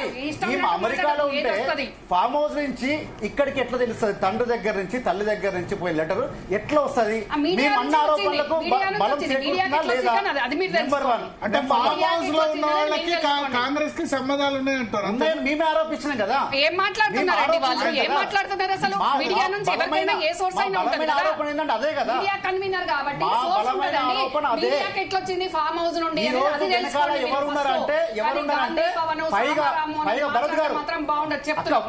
ప్లీజ్ దయచేసి ఒక్క నిమిషం. పైగా వీళ్ళు మమ్మల్ని ఎట్లా పోర్ట్రేట్ చేస్తున్నారంటే, కవిత గారి వెనకాల కాంగ్రెస్ ఉంది, లేదా కవిత గారి వెనకాల బీజేపీ ఉంది, ఈ రకంగా చేసుకుంటూ వెనకాల చేసేంత చేసుకుంటా, పైగా ఈ కుట్రలు మేము మొదటి నుంచి ఆరోపించిన దాంట్లో ఈ జీ తెలుగులోనే దగ్గర దగ్గర 4 సమయం దొరికింది, క్లియర్ అవుతా ఉన్నాయి. ఇంకొక విషయం, కవిత గారు యునైటెడ్ పూలే ఫ్రంట్ ద్వారా బీసీ ఉద్యమం చేస్తా ఉంటే ఈ ప్యానెల్లో ఉన్నటువంటి పెద్దలే పూలే ఫ్రంట్ అని నేను పెట్టినా అని చెప్పి రాజారామ గారు అన్నారు, యునైటెడ్ పూలే ఫ్రంట్ అని చెప్పి ప్రకాష్ గారు అన్నారు. మరి కవిత గారు చేసిన తప్పేం చెప్పండి. ఇక బీఆర్ఎస్ వ్యతిరేకం చేసింది ఏంది? బీసీ ఉద్యమమే కదా. మరి బీసీ ఉద్యమానికి కథ అంతా మీరే కదా, స్క్రీన్ ప్లే మీరే, పేరు మీరే, నామకరణం చేసింది మీరే. మరి అక్కడ కవిత గారు చేసిన తప్పేముంది? మీరు ఎందుకు వెనకాడకు వేసినట్టు మీకు చేసిన అన్యాయం ఏముంది? చెప్పండి. తర్వాత లేదు సార్, నాకు అవకాశం ఇవ్వండి. మాది ఆవేదన, మాకు సమయం ఇవ్వండి. చెప్పుకోవాల్సిన ఇప్పుడు నేనేమంటాను లేదన్నా, ఒక్క నాకు అవకాశం ఇవ్వండి. తర్వాత నాకు సమయం, నాకు ఇబ్బంది లేదు. రాజారామ యాదవ్ అన్న నేను ఒకటే క్లియర్ అడిగినా, మీరు జాగృతిలో పనిచేయలేదు, మీకు అన్యాయం కవితక్క ద్వారా జరగలేదు. మీరు ఒకవేళ కవితక్క హామీ మేరకు వస్తే నాకు అన్యాయం జరిగిందని చెప్పి మీరు చెప్తా ఉన్నారు. కవితక్క కూడా అదే చెప్తా ఉంది. నా ద్వారా నన్ను నమ్ముకొని వస్తే నా ద్వారా నన్ను నమ్ముకొని వచ్చే నాయకులకు అన్యాయం చేస్తుంది ఇక్కడ నాయకులు. వారికి అవకాశం ఇవ్వట్లేరు, నేను చెప్పిన దాన్ని చేయట్లేరు. ఇది ఎప్పటి నుంచో జరుగుతున్న కుట్ర, ఈ రోజే కాదు. అయినా ఓపిక పట్టినాం. కానీ చివరికి ఎక్కడికి వచ్చిందంటే లాస్ట్ కు కేసీఆర్ గారి మీద నిందలు పడేంత వరకు వచ్చింది. కాబట్టి ఈ రోజు నేను ఫైర్ అవుతా ఉన్నా, బయటకు వస్తా ఉన్నా అని చెప్పారు. ఇంకా దాంట్లో తప్పే ఉంది. రాజారామ యాదవ్ గారు మీరు ప్రెస్ మీట్ చెప్పినా గదే చెప్పారు, మేము నిన్న ప్రెస్ మీట్ చెప్పినా గదే చెప్పినాం. కాకపోతే మీ ఒత్తిళ్లు మీకున్నాయి కాబట్టి మీ విధానం వేరైంది. ఒక్క నిమిషం ప్రకాష్ గారు అన్న అందరూ నన్ను అడుగుతారు. నాకు తెలుసు విషయము, అన్నిటి సమాధానం చెప్పగలుగుతారు. అందరూ నన్ను అడుగుతారు, అన్నిటి సమాధానం చెప్పగలుగుతారు. రాజారామ యాదవ్ గారు ఒక్క నిమిషం దాని మీద మీరు మా పేరు తీసుకున్నారు, అందుకనే ఇస్తారా మీకు అవకాశం? చెప్పండి. నేనేమంటే రాజకీయ అవకాశాలు వచ్చినాయా కాలేవా దాని గురించి కాదు మిత్రమా. మేము మా జీవితాలు ప్రకాశం కావచ్చు, ఇన్న గంటలు కావచ్చు, మేము 20-30 సంవత్సరాల నుంచి అనేక పోరాటాలలో ఉన్నాం. ఇలా ఎమ్మెల్యేగా పోటీ చేసి ఉండొచ్చు, ఓడిపోయి ఉండొచ్చు, ఇక్కడ అవకాశం వచ్చి ఉండొచ్చు. కావు అది సమస్య కాదు. 92లో మా ఊర్లో పెత్తందారులు వ్యతిరేకంగా నిలబడి చనిపోయే పరిస్థితి నుంచి బతికినాము. నా మిత్రులు అనేక మంది చనిపోయిండ్రు. కాబట్టి సమస్యల్లో వ్యక్తిగత ముచ్చట్లు కాదు, వ్యక్తిగత సమస్యలు వ్యక్తిగత ముచ్చట్లు కాదు. సంబంధం లేదు. ప్రెస్ మీట్ కు మీరు నరేష్ నువ్వు అట్లా మాట్లాడద్దు. నేను మాట్లాడుతుంది మీరు తెలంగాణ గురించి మాట్లాడుతున్న సందర్భం అది కాదన్న. ఇక్కడ కవిత మాకు అన్యాయం చేసిన అన్నామా? ఇదే రాజారాం అని చెప్పింది కరెక్ట్. కవితక్క అన్యాయం చేసిన పెట్టలే, ఈ రోజు అన్యాయం చేసిన పెట్టలేదు. అదే మేము వాదిస్తా ఉన్నాం. కావాలని మీరు కూర్చున్నారు అక్కడ, మీకు ప్రెజర్ వల్ల అక్కడ కూర్చున్నారు. అన్యాయం జరగలేదు మీకు కవితక్క వల్ల అన్యాయం జరగలేదు. అదే నేను వాదిస్తా ఉన్నాను ఈ రోజు. మీరు చెప్పిన తర్వాత చెప్పండి రాజారాం మీద ఇట్లా కామెంటరీ చేసి కుదరదు. చెప్పండి. ఇవాళ తెలంగాణ ప్రజలు చాలా బాధలో ఉన్నారు. కవితమ్మకు ఏం బాధ వచ్చిందో మాకు తెలియదు. వారు ఎంపీ అయ్యిండు, వారు ఎమ్మెల్సీ అయ్యిండు, కేసీఆర్ గారు కూతురుగా పార్టీలో మాట్లాడే అవకాశాలు అన్ని ఉన్నాయి. కానీ అవన్నీ వదిలేసి ఇవాళ సందర్భము కాళేశ్వరం లాంటి ఒక గొప్ప ప్రాజెక్టుని ఈ ప్రకాశం ఉన్నాడు, ఉన్నాడు. కాళేశ్వరం లాంటి గొప్ప ప్రాజెక్టు తెలంగాణకు వరప్రదాయని, తెలంగాణకు జీవనాధారం. అట్లాంటి ఒక ప్రాజెక్టు కోటి ఎకరాలకు నీళ్లు ఇచ్చినటువంటి ఒక మాగాని చేసినటువంటి ప్రాజెక్టు ఇవాళ ఒకనాడు తెలంగాణలో నీళ్లు లేకుండా, తెలంగాణలో ఇలా కరువుతోటి ఇలా బొగ్గుబావిలు వదిలేసి సూరత్ పోయి, గుజరాత్ పోయి, బాంబే పోయి, దుబాయ్ పోయి, ఇలా మా నాయన దుబాయ్ పోయి బతికొచ్చిండు. మాకు వ్యవసాయం ఉన్నప్పటికీ నీళ్లు లేకుండా మేము ఎండబెట్టుకున్నటువంటి శ్రీరామసాగర్ ప్రాజెక్టు కిందనే నా ఊరు. ఎస్ఆర్ఎస్ ప్రాజెక్ట్ కి 10 కిలోమీటర్ల దూరం ఉంటుంది నా ఊరు. కాకతీయ కెనాల్కి 3 కిలోమీటర్ల దూరం నా ఊరు. ఇప్పుడు ఆయన అడుగుతుంది ఏంటంటే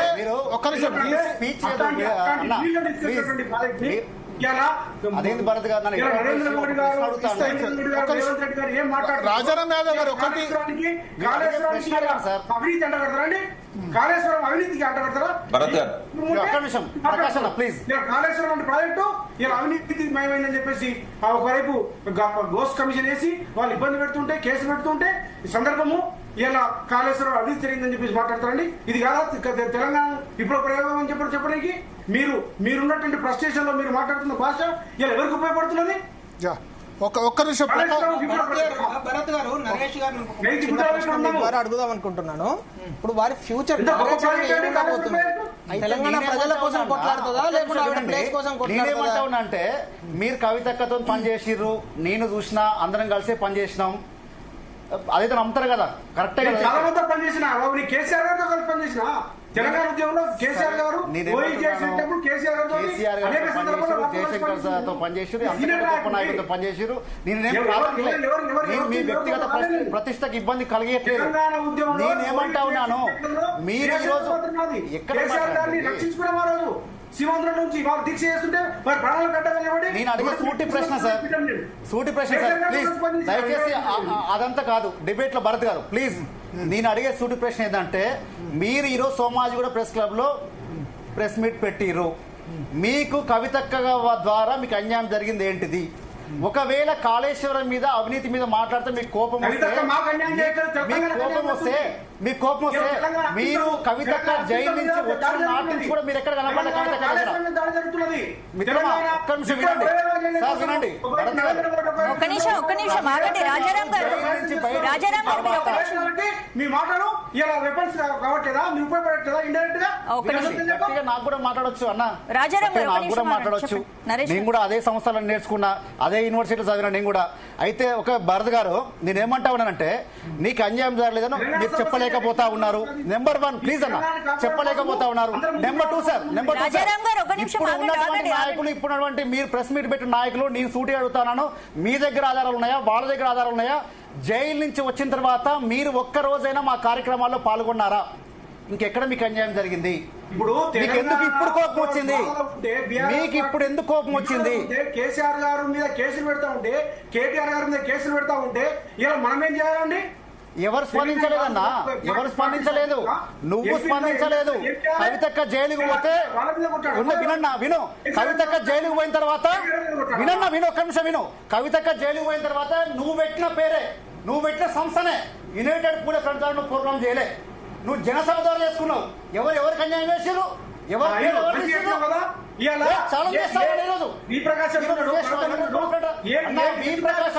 అనలేము, సభ్యత్వమే లేదు టీఆర్ఎస్ పార్టీ. ఏదైనా మాట్లాడతాము. ప్రకాష్ అన్న ఇదే గవర్నమెంట్ వచ్చిన కొత్తలో కేసీఆర్ ఛాలెంజ్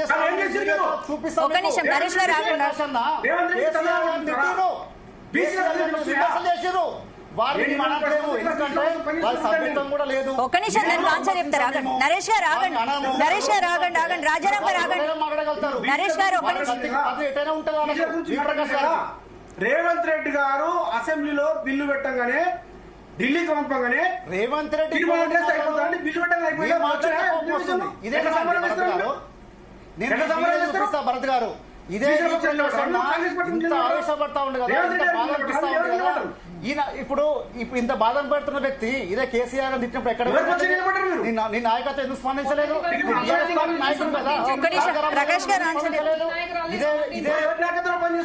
ఇదే క్రమశిక్షణ కొత్తగా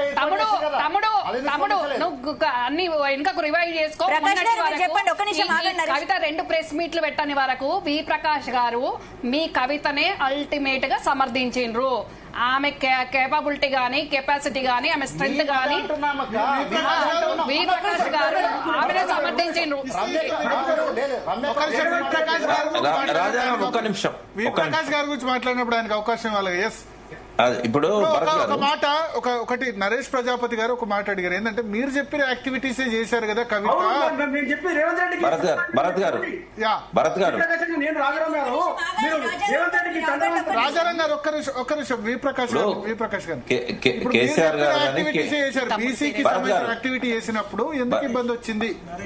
భరత్ గారు, ఆమె నిర్వహించిన కార్యక్రమాలు ఏవి తప్పు పట్టడానికి లేదండి. ఆమె బీసీ కాకపోయినా మేమందరం సపోర్ట్ చేస్తాం.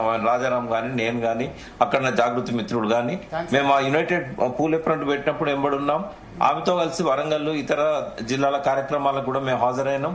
ఆమె చేసిన ఏ కార్యక్రమాన్ని మేము తప్పు పట్టట్లేదు. పార్టీకి నచ్చలేదు, మీకైతే తెలుసు కదా, బీఆర్ఎస్ కి అయితే నచ్చలేదు కదా. లేదు పార్టీకి ఒక్క నిమిషం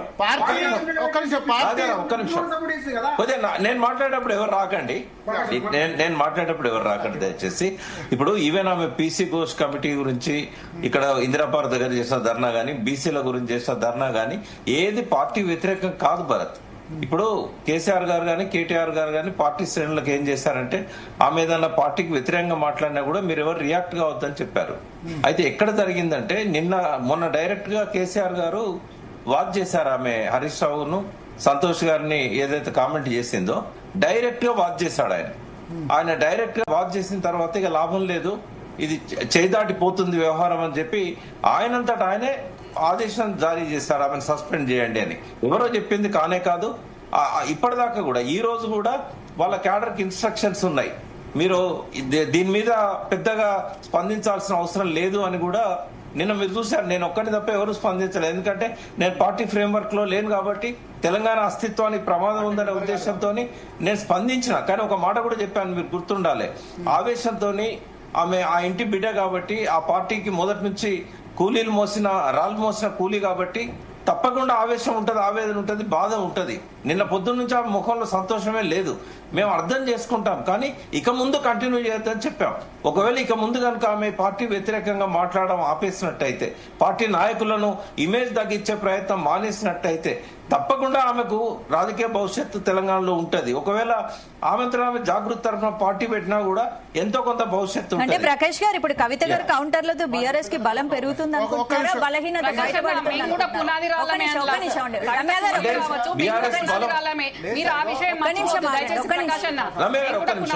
ఇప్పుడు ఆమె అడిగిన దానికి సమాధానం చెప్పినాక మీరు మాట్లాడండి. బీఆర్ఎస్ అట్లా చూడట్లేదండి, కవిత గారి ఇమేజ్ పోవద్దని చూస్తుంది బీఆర్ఎస్. కవిత గారి ఇమేజ్ ను ఆమె తప్పు చేసినా కూడా మీరేం మాట్లాడొద్దని చెప్తున్నది వాళ్ళ క్యాడర్ కి. ఇంకా ఆమెకు ఒక అవకాశం ఇస్తున్నారు. ఆమె తొందరపడి ఆమె మొండితనం తెలుసు కాబట్టి కేసీఆర్ గారికి మొండితనంతో ఆమె ఒక మాట మాట్లాడినా కూడా మళ్ళీ ఆమె రియలైజ్ అవుతుందనే ఆశతో ఉన్నారు. అంతేగాని ఉన్నప్పుడు ఎందుకు తొందరపడి సస్పెండ్ చేస్తారు? మొండితనం అనకండి ప్రకాష్, రమ్య గారు, హరీష్ రావు గారు ఇవాళ ఆ పార్టీలో ప్రధాన నాయకుడు. ఆయన మీద కామెంట్ చేసిన తర్వాత ఇక అది సస్పెండ్ చేయకపోతే నెక్స్ట్ చర్యలు తీసుకోవాల్సింది కదా, సస్పెండ్ ఎందుకు చేశారు? సస్పెన్షన్ అంటేనే క్రమశిక్షణ చర్య అమ్మా. అంటే తొందరపడి ఒక అవకాశం ఎక్స్పెల్ చేయలేదు, బహిష్కరించలేదు. చెప్తున్నారు కదా, ఒక అవకాశం లేలే, 2 స్టెప్పులు ఉంటది, సస్పెన్షన్ ఒకటి, ఎక్స్పెల్షన్ ఒకటి. ఇప్పుడు ఆమెను సస్పెండ్ చేశారు తప్ప బహిష్కరించలేదు. కవిత గారు చెప్పింది నిజం. ఏంటంటే నేను రాజీనామా చేస్తున్నాను అన్నారు. ఆమె సస్పెండ్ చేశాక ఆమె కంప్లీట్ గా ప్రాథమిక సభ్యత్వాన్ని వదులుకున్నారు. ఆమెను ఎక్స్పెల్ చేయలేదు, ఆమెతో ఆమె బయదొలిగినట్టు నిన్న. అంటే క్రమశిక్షణ చర్య తీసుకున్నారు. బట్ సస్పెన్షన్ తర్వాత మళ్ళీ పార్టీలోకి తీసుకునే అవకాశం ఎప్పటికీ ఉంటది. ఒక్క నిమిషం నాకు కంప్లీట్ చేయాలి. ఇప్పటికి కూడా కవితను ఎక్స్పెల్ చేయలేదు పార్టీ. కవిత రాజీనామా చేశారు, ఎప్పుడైనా రావచ్చు. అందుకే ఆమె రియలైజ్ కావాలనే ఉద్దేశంతో ఎవరిని ఏం మాట్లాడద్దని కూడా అవకాశం అందరికి ఎందుకు ఇవ్వలేదు ప్రకాష్ అన్న? అందరిది వేరు, కవితది వేరు. ఇక్కడ కేసీఆర్ గారే చెప్పిండ్రు, బిడ్డైనా కొడుకైనా అవినీతి చేస్తే మరి మిగతా ఇది వరకు అట్లనే సస్పెండ్ చేసిన వాళ్ళు చేసిన అంత పెద్ద తప్పులేంది ఇప్పుడు కవిత చేయలేదు అంటే కవిత ఎగ్జామ్షనే కదా, అంతే కదా. మీకో విషయం చెప్పాలి, మంత్రివర్గం నుంచి బర్తరఫ్ చేసిన వ్యక్తిని కూడా కంటిన్యూ చేశాడు. ఆయన మళ్ళీ టికెట్ ఇచ్చాడు. మీరు ఉద్యమ పార్టీ రాజే, ఎందుకంటే ఉద్యమం కాలంలో వీళ్ళ కాంట్రిబ్యూషన్ కావచ్చు, ఉద్యమ కాలంలో వీళ్ళ కాంట్రిబ్యూషన్ ఇవన్నిటి దృష్టిలో పెట్టుకున్నప్పుడు కొంత లీనియంట్ వ్యూ తీసుకోవడం జరుగుతుంది. కాబట్టి దాన్ని ఇష్యూ చేయాల్సిన అవసరం లేదు. అది వాళ్ళ పార్టీ నిర్ణయాధికారం వాళ్ళ చేతుల్లో ఉంటది. ఎవరి పట్ల హార్ష్ గా ఉండాలి, వాళ్ళ వెనకాల ఉన్న బ్యాక్గ్రౌండ్ ఏంది, ఇవన్నీ చూస్తారమ్మా. పార్టీ ఇష్టం, అది మనం ఏం చేస్తాం దానికి. కరెక్టే ప్రకాష్ అన్న, మీరు ఇప్పుడు పార్టీలో లేని వ్యక్తి, మీరు అందరి శ్రేయస్సు కోరే వ్యక్తి, మీరు మెయిన్ గా తెలంగాణ శ్రేయస్సు కోరే వ్యక్తి. ఇప్పుడు కవితనైనా నన్నైనా మీరు ఒకరే రకంగా చూడాలి. మరి మేము కూడా తెలంగాణ ఉద్యమం కోసమే కొట్లాడిన వాళ్ళం, ఇప్పుడు కూడా తెలంగాణ ఇచ్చిన పార్టీలనే ఉన్నాం. కానీ మీరు ఎంతసేపు ఒక కవితకి అన్యాయం జరిగింది అన్నట్టు సపోర్ట్ చేయడం కరెక్ట్ కాదు. నాకు కూడా అన్యాయం జరిగిన రోజు మీరు ఏ రోజు అన్న మాట్లాడినా, ఎవరికి అన్యాయం జరిగినా మీరు మాట్లాడాలన్న. అందరు తెలంగాణ ఆడబిడ్డలే. కవిత ఆ ఇంటి ఆడబిడ్డలే, నేను రమ్య గారు, మీకు అన్యాయం జరిగినప్పుడు నేను ఆ పార్టీలో ప్రధాన కార్యదర్శి ఉన్నట్టున్నాను. అప్పుడు కొన్ని మాకు కట్టడి ఉంటది. ఇప్పుడు అంటే నాకు ఎటువంటి ఆంక్షలు లేవు. అనట్లేదన్నా, అప్పుడు అనట్లేదు. ఇప్పుడు మీరు ఎట్లయితే మాట్లాడుతుండ్రో జెన్యూన్ గా అందరి విషయంలో కూడా అట్లనే మాట్లాడండి. తప్పకుండా మాట్లాడతాను. నేను చెప్పేది అది తప్పకుండా నరేష్ గారు చెప్పండి. అంటే కాదు, ఒక్క నిమిషం. ఇప్పుడు రమ్యారావు గారు అడిగారు, మీ అన్యాయం జరిగినప్పుడు ప్రధాన కార్యదర్శిగా పార్టీలో ఇన్సైడర్ గా ఉన్నారు కదా, ఎందుకు మాట్లాడలేదు క్వశ్చన్ చేస్తున్నారు. అంటే ఇన్సైడ్ లో ఉన్నప్పుడు పార్టీ నిర్ణయాన్ని తప్పట్టద్దు. అది కరెక్ట్ డిసిషన్ గానీ రాంగ్ డిసిషన్ గానీ దాన్ని నేను తప్పు పట్టకూడదు. ఆ రోజు ఎగ్జాక్ట్లీ ఏం జరిగిందో నాకు గుర్తులేదు. బట్ అప్పుడు పార్టీ క్రమశిక్షణలో నేను ఉండాల్సి వస్తుంది కదా భరత్. నేను అందుకే దాని మీద స్పందించే వాళ్ళు ఎవరో వాళ్ళే స్పందిస్తారు. అందరం కూడా మాట్లాడడానికి లేదు. పార్టీ ఫ్రేమ్ లో ఉంటే నాకు ఈ ఆంక్షలను ఉన్నాయనే బయటకు వచ్చిన. కేసీఆర్ మీద వ్యతిరేకత రాలేదు, లేకపోతే ఆ పార్టీ మీద వ్యతిరేకత రాలేదు. నేను ఆంక్షలు ఉండొద్దు, ఫ్రీ బర్డ్ గా ఉండాలి, అవసరమైతే కేసీఆర్ గారినైనా మందలియాలి తెలంగాణ కోసం, ఎవరినైనా తప్పు ఎత్తి చూపాలి అనే ఉద్దేశంతో నేను బయటకు వచ్చాను తప్ప ఇప్పటికే ఆయన అంటే నాకు పూర్తి గౌరవం ఉంది. కాదంటే రమ్యారావు గారికి అన్యాయం జరిగింది వాస్తవం అంగీకరిస్తారా? తెలంగాణ ఉద్యమంలో రమ్య గారు ఒక్క నిమిషం అమ్మా. తెలంగాణ ఉద్యమంలో ముందు నుంచి ఉన్న చాలా మందికి అన్యాయం జరిగింది. ఒక రమ్యారావు కాదు. రమ్యారావు ఏంటంటే ఆ కుటుంబంలో ఒక సభ్యురాలు కాబట్టి ఆమెకు ఆవేదన బాధ ఎక్కువ ఉంటది. బయట వాళ్ళకి చెప్పుకోలేని పరిస్థితి ఉంటది. ఎంత మందికి అన్యాయం జరిగిందో మీ ముందు లిస్టు పెట్టమంటే ఇన్నయ్య గారు నేను ఇద్దరం పెట్టగలుగుతాం. పెట్టండి.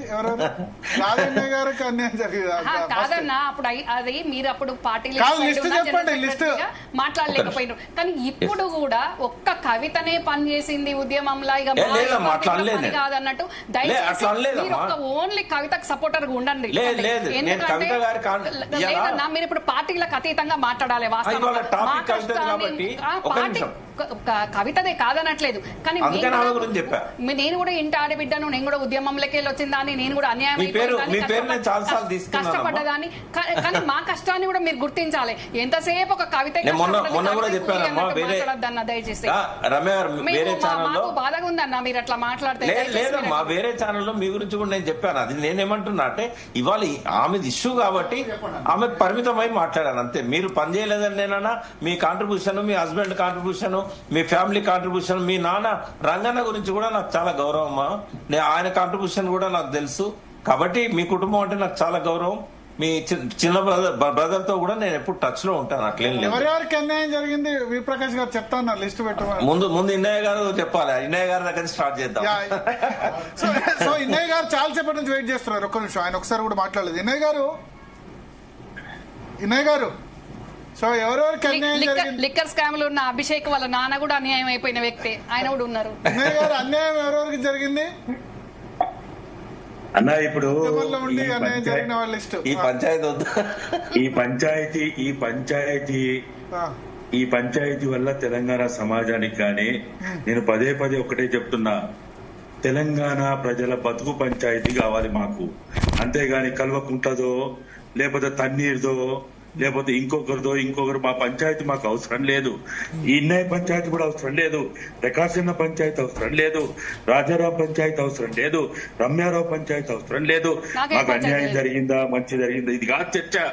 ఇవాళ చర్చ జరగాల్సింది 1200 మంది అమరవీరులు ఇవాళ ఆ తండ్రులు ఆ రోడ్లలో అడక తింటా ఉన్నారు. వాళ్ళ గురించి చర్చించాలి, వాళ్ళ అన్యాయం గురించి మాట్లాడాలా, వాళ్ళ బాధల గురించి మాట్లాడాలా. ఇప్పటికీ కేసులతోటి తిరిగే వాళ్ళు ఉన్నారు. లేకపోతే ఇంకా అనేక రకాలైనటువంటి కేసులను ఇప్పటికి పోలీస్ స్టేషన్ తిరుగుతున్నారు, కోర్టులకు తిరుగుతా ఉన్నారు. నా ఉద్యోగాలు రాక బాధలు పడతా ఉన్నటువంటి వాళ్ళు ఉన్నారు కేసులు పోక. కాబట్టి ఇవాళ మాట్లాడుకోవాల్సింది ఇన్నయ్యకి ఏమైంది? ఇన్నయ్యకి మంచిగా టీవీలలో మాట్లాడే అవకాశం ఉంది, ప్రకాష్ మాట్లాడే అవకాశం ఉంది, రమ్యారావు మాట్లాడే అవకాశం ఉంది, రాజారావు మాట్లాడే అవకాశం ఉన్నది. మా బాధను మా కష్టాన్ని చెప్పుకునే అవకాశం, మా వాయిస్ ని రేజ్ చేసుకునే అవకాశం మాకుంది. నోరు ఇప్పడానికి అవకాశం లేనటువంటి కొన్ని లక్షల కోట్ల మంది వాళ్ళ తెలంగాణలో ఆస్తులు పోగొట్టుకున్న వాళ్ళు ఉన్నారు, వయసును పోగొట్టుకున్న వాళ్ళు ఉన్నారు, విద్యార్థి జీవితాన్ని పోగొట్టుకున్న వాళ్ళు ఉన్నారు, నా ఉద్యోగాలు పోగొట్టుకున్న వాళ్ళు ఉన్నారు. వాళ్ళు మనకు పట్టరా? వాళ్ళ గురించి మనకు అవసరం లేదా? వాళ్ళ గురించి మాట్లాడదాం. మనదేముందాడా? మన కంఫర్టబుల్ జోన్ లోనే ఉన్నాము. మనకు ఎంతో కొంత మన గురించి చరిత్ర రాసుకోవడానికి మాట్లాడుకోవడానికి అవకాశం ఉన్నటువంటి మనమే ఇంత బాధపడితే ఇప్పటి వరకు కూడా అది గత ప్రభుత్వం కావచ్చు, ఇప్పటి ప్రభుత్వం కావచ్చు, అమరవీరుల కుటుంబాల గురించి కావచ్చు, ఉద్యమకారుల గురించి కావచ్చు, ఇస్తా అన్నటువంటి ఇప్పటికి ఇవ్వనటువంటి వాటి మాట్లాడతాం. ఇప్పుడు ఇది నా దృష్టిలో ఇది కల్వకుంట్ల పంచాయతీ తెలంగాణ పంచాయతీ చేయొద్దు.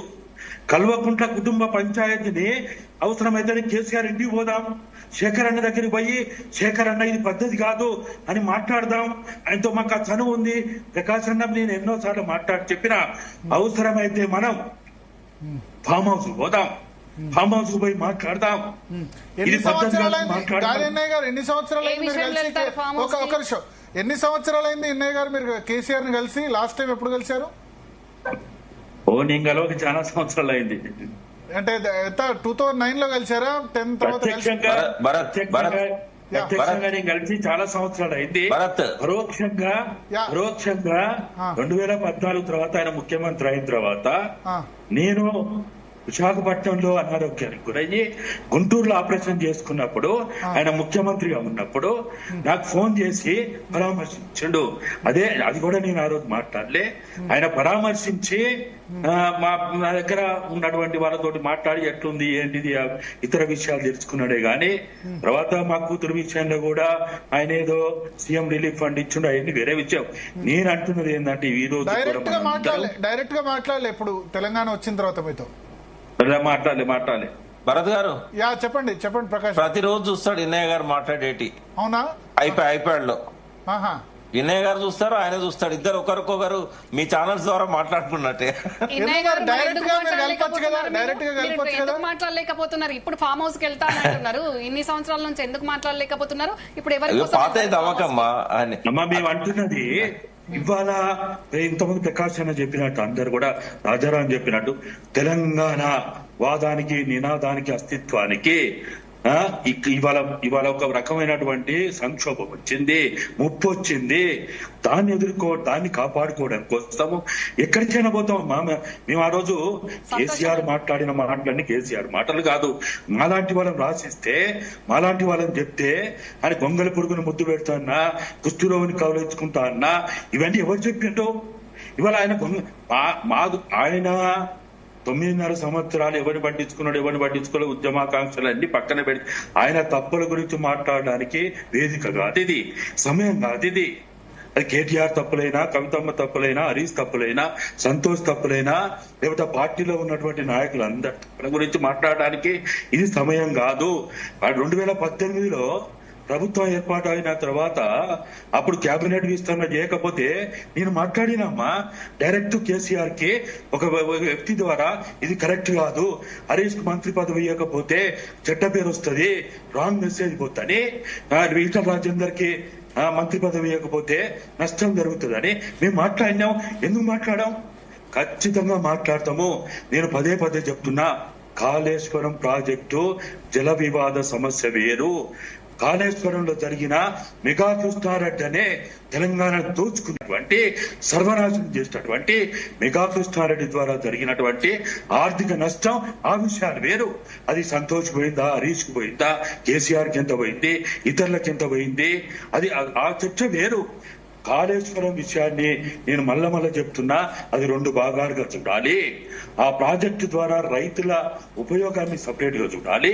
ఆ ప్రాజెక్టు 1,45,000 కోట్లలో అది ప్రజల సొమ్ము, రైతుల సొమ్ము, పేద ప్రజల సొమ్ము.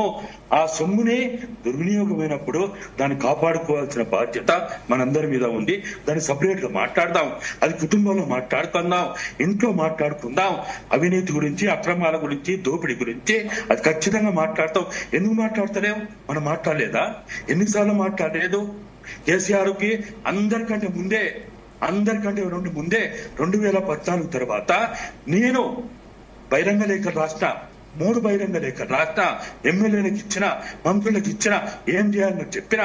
2001 ఏప్రిల్ 27 నాడు కొండ లక్ష్మణ్ బాబూజీ గారు ఇచ్చినటువంటి జలదృశ్యంలో ఏం మాట్లాడిన అంశాలని, ఆ ఆడియోలని, వీడియోలని, పేపర్ కటింగ్లని కేసీఆర్ పంపించిన, చదువుకోమని చెప్పిన, జ్ఞాపకం చేసుకోమని చెప్పిన. మేమేం చేయలేదని కాదు. మిమ్మల్ని తప్పు పట్టట్లేదు.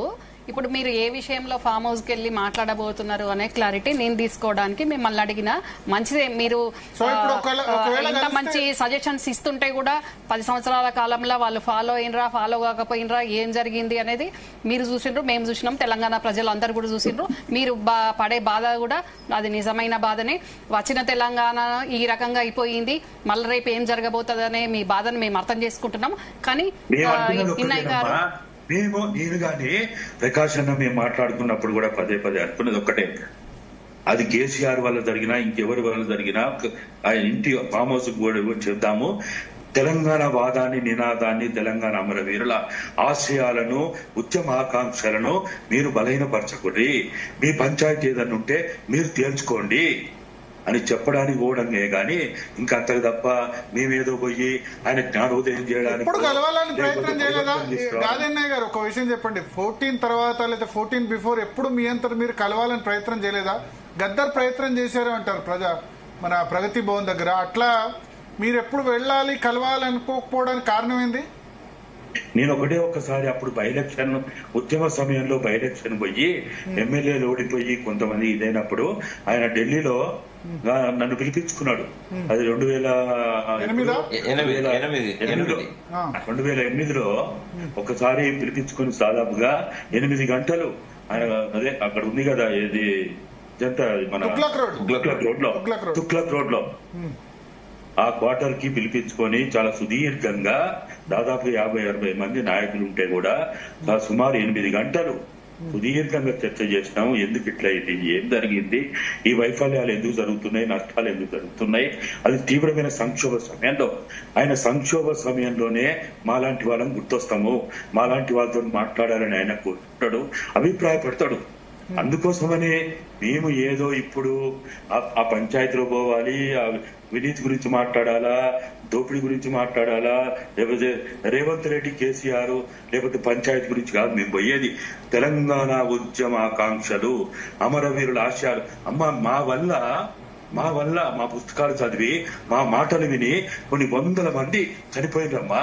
సిరిపురం యాదయ్య నన్ను డాడీ అనేది ఆయన ఒక అనాథ, తల్లిదండ్రులు లేనటువంటి ఒక అనాథాశ్రమంలో పెరిగిన బిడ్డ ఆయన సిరిపురం యాదయ్య. అటువంటి బిడ్డలు మా మాటలు చనిపోవడానికి ఒక రోజు ముందు కూడా నాకు ఫోన్ చేసి డాడీ తెలంగాణ కోసం నన్ను ఏం చేయమంటావని నన్ను అడిగిండు. బెల్లి లలితని ఆమె స్పిన్నింగ్ మిల్ లో పనిచేస్తుంటే నేనే స్వయంగా వెళ్లి ఆమె లీవ్ లెటర్ రాయించి ఆమె లీవ్ పెట్టించి ఉద్యమంలోకి తీసుకొచ్చిన ఇట్లా కొన్ని 100 మందిని ఇవాళ ప్రాణాలు అర్పించిన కొన్ని 100 మంది బిడ్డలకి మేము జవాబుదారులం, ఆ కుటుంబాలకు జవాబుదారులం. వాళ్ళ గురించి పట్టించుకోవాలనే ఒక ఆవేదన, ఒక తపన. ఇట్లా నేను కొన్ని 100 మంది పేరు చెప్తా. ఎంతమంది మా మాటలు విని మా ఉపన్యాసాలు విని దగాబడ్డ తెలంగాణ పుస్తకాలు చదువుకొని ఎంతమంది ఈ ఉద్యమంలోకి వచ్చిండ్రు, త్యాగాలు చేసిండ్రు. వాళ్ళ త్యాగాల ముందు ఇన్నయ్య ఎంత, ప్రకాష్ ఎంత, రమ్యారావు ఎంత, లేకపోతే రాజారాం ఎంత, వాళ్ళ త్యాగాల ముందు మనం ఎంతమ్మా. కాబట్టి మనందరం కూడా ఇవ్వాల తెలంగాణ వాదానికి, నినాదానికి, ఉద్యమ ఆకాంక్షలకి, అమరవీరుల ఆశయాలకు జరుగుతున్న నష్టం గురించి మాట్లాడదాం. కవితమ్మ తప్పు చేస్తే మాట్లాడొద్దని చెప్తాం, ఇంటికి పోయి చెప్తాం, మాట్లాడడం కరెక్ట్ కాదని చెప్తాం. లేకపోతే ఆ జాతీయ నాయకులకు చెప్తా. నాతో కూడా మాట్లాడింది అమెరికాలో ఉన్నప్పుడు. ఆ లెటర్ లీక్ అయిన తర్వాత ఆమె నాతోటి కూడా అమెరికా నుంచి ఫోన్ చేసి మాట్లాడింది. నేను అప్పుడు చెప్పింది కూడా ఒకటే, జాగ్రత్తగా ఉండాలమ్మా, తెలంగాణ వాదాన్ని, నినాదాన్ని పలచన చేయకుర్రి, అవమానపరచకుర్రి, బలహీనపరచకుర్రి అని చెప్పిన. హైదరాబాద్ వచ్చిన తర్వాత మాట్లాడుతా అనుకోలేదు చెప్పింది. ఇవ్వాలి ఆమె ఇప్పుడే కాదు, 1999 నుంచి కూడా వాళ్ళు అమెరికాలో ఉన్నప్పుడు అప్పుడు కూడా వీళ్ళందరూ హరీష్ అయినా, కేటీఆర్ అయినా, కవితమ్మ అయినా మా నాయనని డిస్టర్బ్ చేయకుండా మా జీవితాలు నాశనం అయితే ఇంకా మేము ఇంకా సెటిల్ కాలేదు, వద్దంకుల్ అని మాట్లాడిన చెప్పిన వాళ్ళు నాకు. కాబట్టి వాళ్ళ బాధ, వాళ్ళ ఆవేదన, వాళ్ళ కాంట్రిబ్యూషన్ అన్ని కూడా ఇంతకుముందు చెప్పిన వాళ్ళందరూ, వాళ్ళ జాగృతి వాళ్ళు కూడా, మీరు కూడా దయచేసి మీరు కూడా విషయాన్ని కాంప్లికేట్ చేయకుర్రి, వాదనల కోసం వాదన చేయకుర్రి, విమర్శల కోసం విమర్శ చేయకుర్రి. మనం విమర్శించేది ఎవరిని? మన కుటుంబ సభ్యులని, తెలంగాణను విమర్శిస్తున్నాం. మనందరం ఈ రోజు తెలంగాణను విమర్శిస్తున్నాం. వాళ్ళు కాంగ్రెస్ లో ఉన్నా, బీజేపీలో ఉన్నా, వాళ్ళు ఏ పార్టీలో ఉన్నా ఇవాళ తెలంగాణ వాదాన్ని, నినాదానికి నష్టం చేయకుండా ఉండాలనే తప్ప ఇంకా వేరే ఏముందాడా? ఇవాళ ఈ రోజు కూడా ఈ గులాబీ చొక్క వేసుకొని పిచ్చో లెక్క తిరుగుతున్నా. నేనున్న నా ఇంటికి కూడా గులాబీ రంగు వేసుకున్నా, నా ఆశ్రమానికి గులాబీ రంగు వేసినా, పిచ్చో లెక్క తిరుగుతున్నా. మేము ఎందుకు? మా మాటల వల్ల, మా పుస్తకాల వల్ల, మా ఉపన్యాసాల వల్ల తెలంగాణలో కొన్ని లక్షల కోట్ల మంది వాళ్ళు అనేక రకాలుగా నష్టపోయారు. కాబట్టి వాళ్ళకి ఈ రోజు మంచి జరగాల, వాళ్ళ మంచి కోసం తప్ప. మీరు బీఆర్ఎస్ లో ఉన్నట్టేనా, టిఆర్ఎస్ లో ఉన్నట్టేనా గులాబీ షర్ట్ వేసుకుని ఇంకా తిరుగుతున్నారంటే? భరత్ గారు, నేను ఒక్క నిమిషం విన్నా. భరత్ గారు, ఆ జెండా సృష్టికర్త ఇన్నయ్య గారు. అచ్చా, గులాబీ కలర్ ఆయనకు ఆ పేటెంట్ రైట్ ఉంది. ఓకే. సో మీరు టిఆర్ఎస్, సరే బీఆర్ఎస్ పక్కన పెడితే తెలంగాణ రాష్ట్ర సమితి మెంబర్ గానే అనుకుంటారా ఇన్నయ్య గారు? నేను ఈ రోజు కూడా, నిన్న కూడా, ఈ రోజు కూడా, అంటే ఇప్పుడు బీఆర్ఎస్ లో ఉన్న నాయకులతో కూడా మాట్లాడినా, మీరు చెప్పండి, మీరు వాదించండి, మీరు ఆయన అవసరమైతే కట్టడి చేయండి. ఆ బీఆర్ఎస్ నాశనం చేసింది కాబట్టి మీరు నాశనం అవుతున్నారు, వెంటనే దాన్ని రద్దు చేసి టీఆర్ఎస్ పెట్టియండి అని ఈ రోజు కూడా మాట్లాడినా, నిన్న కూడా మాట్లాడినా. అరే, నాకు మాట్లాడే హక్కు ఉంది, స్వేచ్ఛ ఉంది. నేను మాట్లాడితే ఫోన్ ఎత్తుంది ఎవరైనా ఫోన్ ఎత్తుతారు. మేము ఎన్నిసార్లు మాట్లాడుకున్నాం ఈ 3 నెలల్లో, ఈ 6 నెలల్లో ప్రకాశం నేను చాలా సార్లు మాట్లాడుకున్నాం. ఇన్నయ్య గారు, ఒక్క మాట, నాకు ఒక్క అవకాశం ఇవ్వండి. ఒక్క మాట, మీరు ఇందాక చాలా విషయాలు, వాస్తవ విషయాలే చెప్పిండ్రు. జరిగిపోయిన దానికి ఆలోచించకుండా జరగబోయే దాని గురించి ఆలోచించాలి, త్యాగాలు చేసిన వాళ్ళ గురించి ఆలోచించాలన్నారు. అది చాలా మంచి ఆలోచన, దాని గురించి వెళ్ళండి, మాట్లాడండి. కానీ కేవలం ఓన్లీ కవిత కోసమే మీరు ఫామ్ హౌస్ వెళ్లకుండా, కన్విన్స్ చేయకుండా ఏవైతే ఇందాక చెప్పిండ్రో ఆ అంశాల గురించి మాట్లాడితే అందరు కూడా సంతోషిస్తారు, సంతోషపడతారు. రమ్య గారు, మేము అనుకున్నప్పుడు కూడా కవితమ్మనో, కేటీఆర్, హరీష్, అది మాకు తెలుసమ్మా. కవితమ్మ, హరీష్ పంచాయతీ ఇప్పటిది కాదు, నాకు తెలుసు. 1985 నుంచి పంచాయతీ అలాది. ఇలా కొత్త పంచాయతీ నాకు తెలుదమ్మా. తెలుసండి, మీకు తెలియదు. నేను ఎందుకంటే ఉద్యమంలో మీ పాత్ర నేను కూడా ఉండి చూసినా కదండి, మీ కాంట్రిబ్యూషన్ నేను కూడా ఉండి చూసినా కదా. 1999 2000 లో ఏం జరిగింది మీకు తెలియదా? మీకు తెలుసు కదా. ఇవాళ బయటికి మాట్లాడుతూ మనం ఆ కుటుంబాన్ని కించపరచొద్దు, అవమానపరచొద్దు, హేళన చేయొద్దు, అది వేరే విషయాలు. కవితకును, హరీష్ కో, కవితకును ఇతరులకు ఉన్న పంచాయతీ, లేకపోతే కేటీఆర్ కి ఇతర పంచాయతీ వేరు. నేను ఈ రోజు కూడా మీడియాలో మాట్లాడింది ఒకటే, శోభదిన ఈ విషయంలో ఎంటర్ అయితే సమస్య పరిష్కారం అవుతుంది. శోభదిన నోరు తెరవాలి, శోభదిన మాట్లాడాలి. ఎందుకంటే మేము ఆ ఇంట్లో తిన్నోళ్ళమమ్మా, ఆ ఇంట్లో ఉన్నోళ్ళం. ఆ శోభదిన పెట్టింది వాళ్ళ బెడ్రూమ్ ఎదురుగా నాకు రూమ్ ఉంటే, ఆ ఇంట్లో నాకు రూమ్ ఉండే. నాకు అన్ని తెలుసు అండి. కాబట్టి ఇవాళ మనము ఏది ఏమైనా తెలంగాణ రాష్ట్ర సాధనలో శేఖరన్న పాత్ర మనం తక్కువ చేయకూడదు. మనకు విమర్శలుంటే చేద్దాం, ఆయన తప్పులను విమర్శిద్దాం, ఆయన ఇతర అన్ని విషయాలు మాట్లాడతాం. నాకు తెలియదమ్మా ఎంత కోపం, బాధ ఉందో, శేఖరన్న మీద ఎంత బాధ, కోపం ఉందో నాలో లేదా? అయినా శేఖరన్న మీద ఉన్న బాధని తెలంగాణ మీద మనం పగ తీర్చుకోవద్దు. ఎవరు పగ తీర్చుకునే రకంగా మేమేం చెయ్యట్లేదు. కాకపోతే మీరు అన్నట్టు శోభావతిని ఒక్క ఈ అంశంలోనే కాకుండా అందరి అంశాలలో కూడా, అన్యాయం జరిగిన వాళ్ళు అందరి అంశాలలో కూడా మాట్లాడితే బాగుండేది. కానీ ఇప్పుడు ఒకటే అంశంలో శోభావతిని ఎంటర్ చేసి మాట్లాడతానంటే మరి ఆ శోభావతిని వల్ల కూడా విభజించి పాలించిన దాని వల్ల ఎంతమంది ఆగమైపోయినరో మీకు తెలియదు. మీరే ఇప్పుడు అన్నారు మీడియా ముందు చెప్పొద్దని. మరి మీకు 1 to 1 నేను చెప్తా. మరి అన్యాయం ఇప్పుడు తెలంగాణ కోసం త్యాగం చేసి అన్యాయం అయిపోయిన వాళ్ళ గురించి మాట్లాడిండ్రు.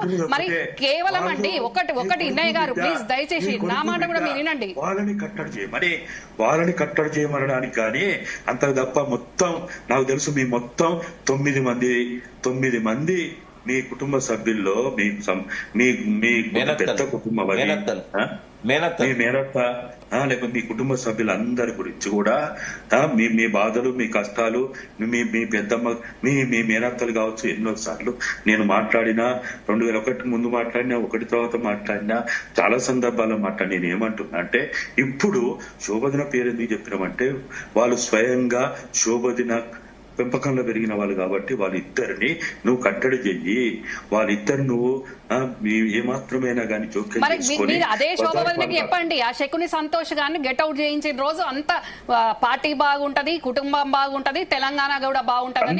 మీరు ఆ విషయం చెప్పండి. ఆ విషయం మీరు ధైర్యంగా చెప్పాలి. మీరు కేసీఆర్ గారికైనా మీ శోభమ్మకైనా ఆ విషయం చెప్పండి.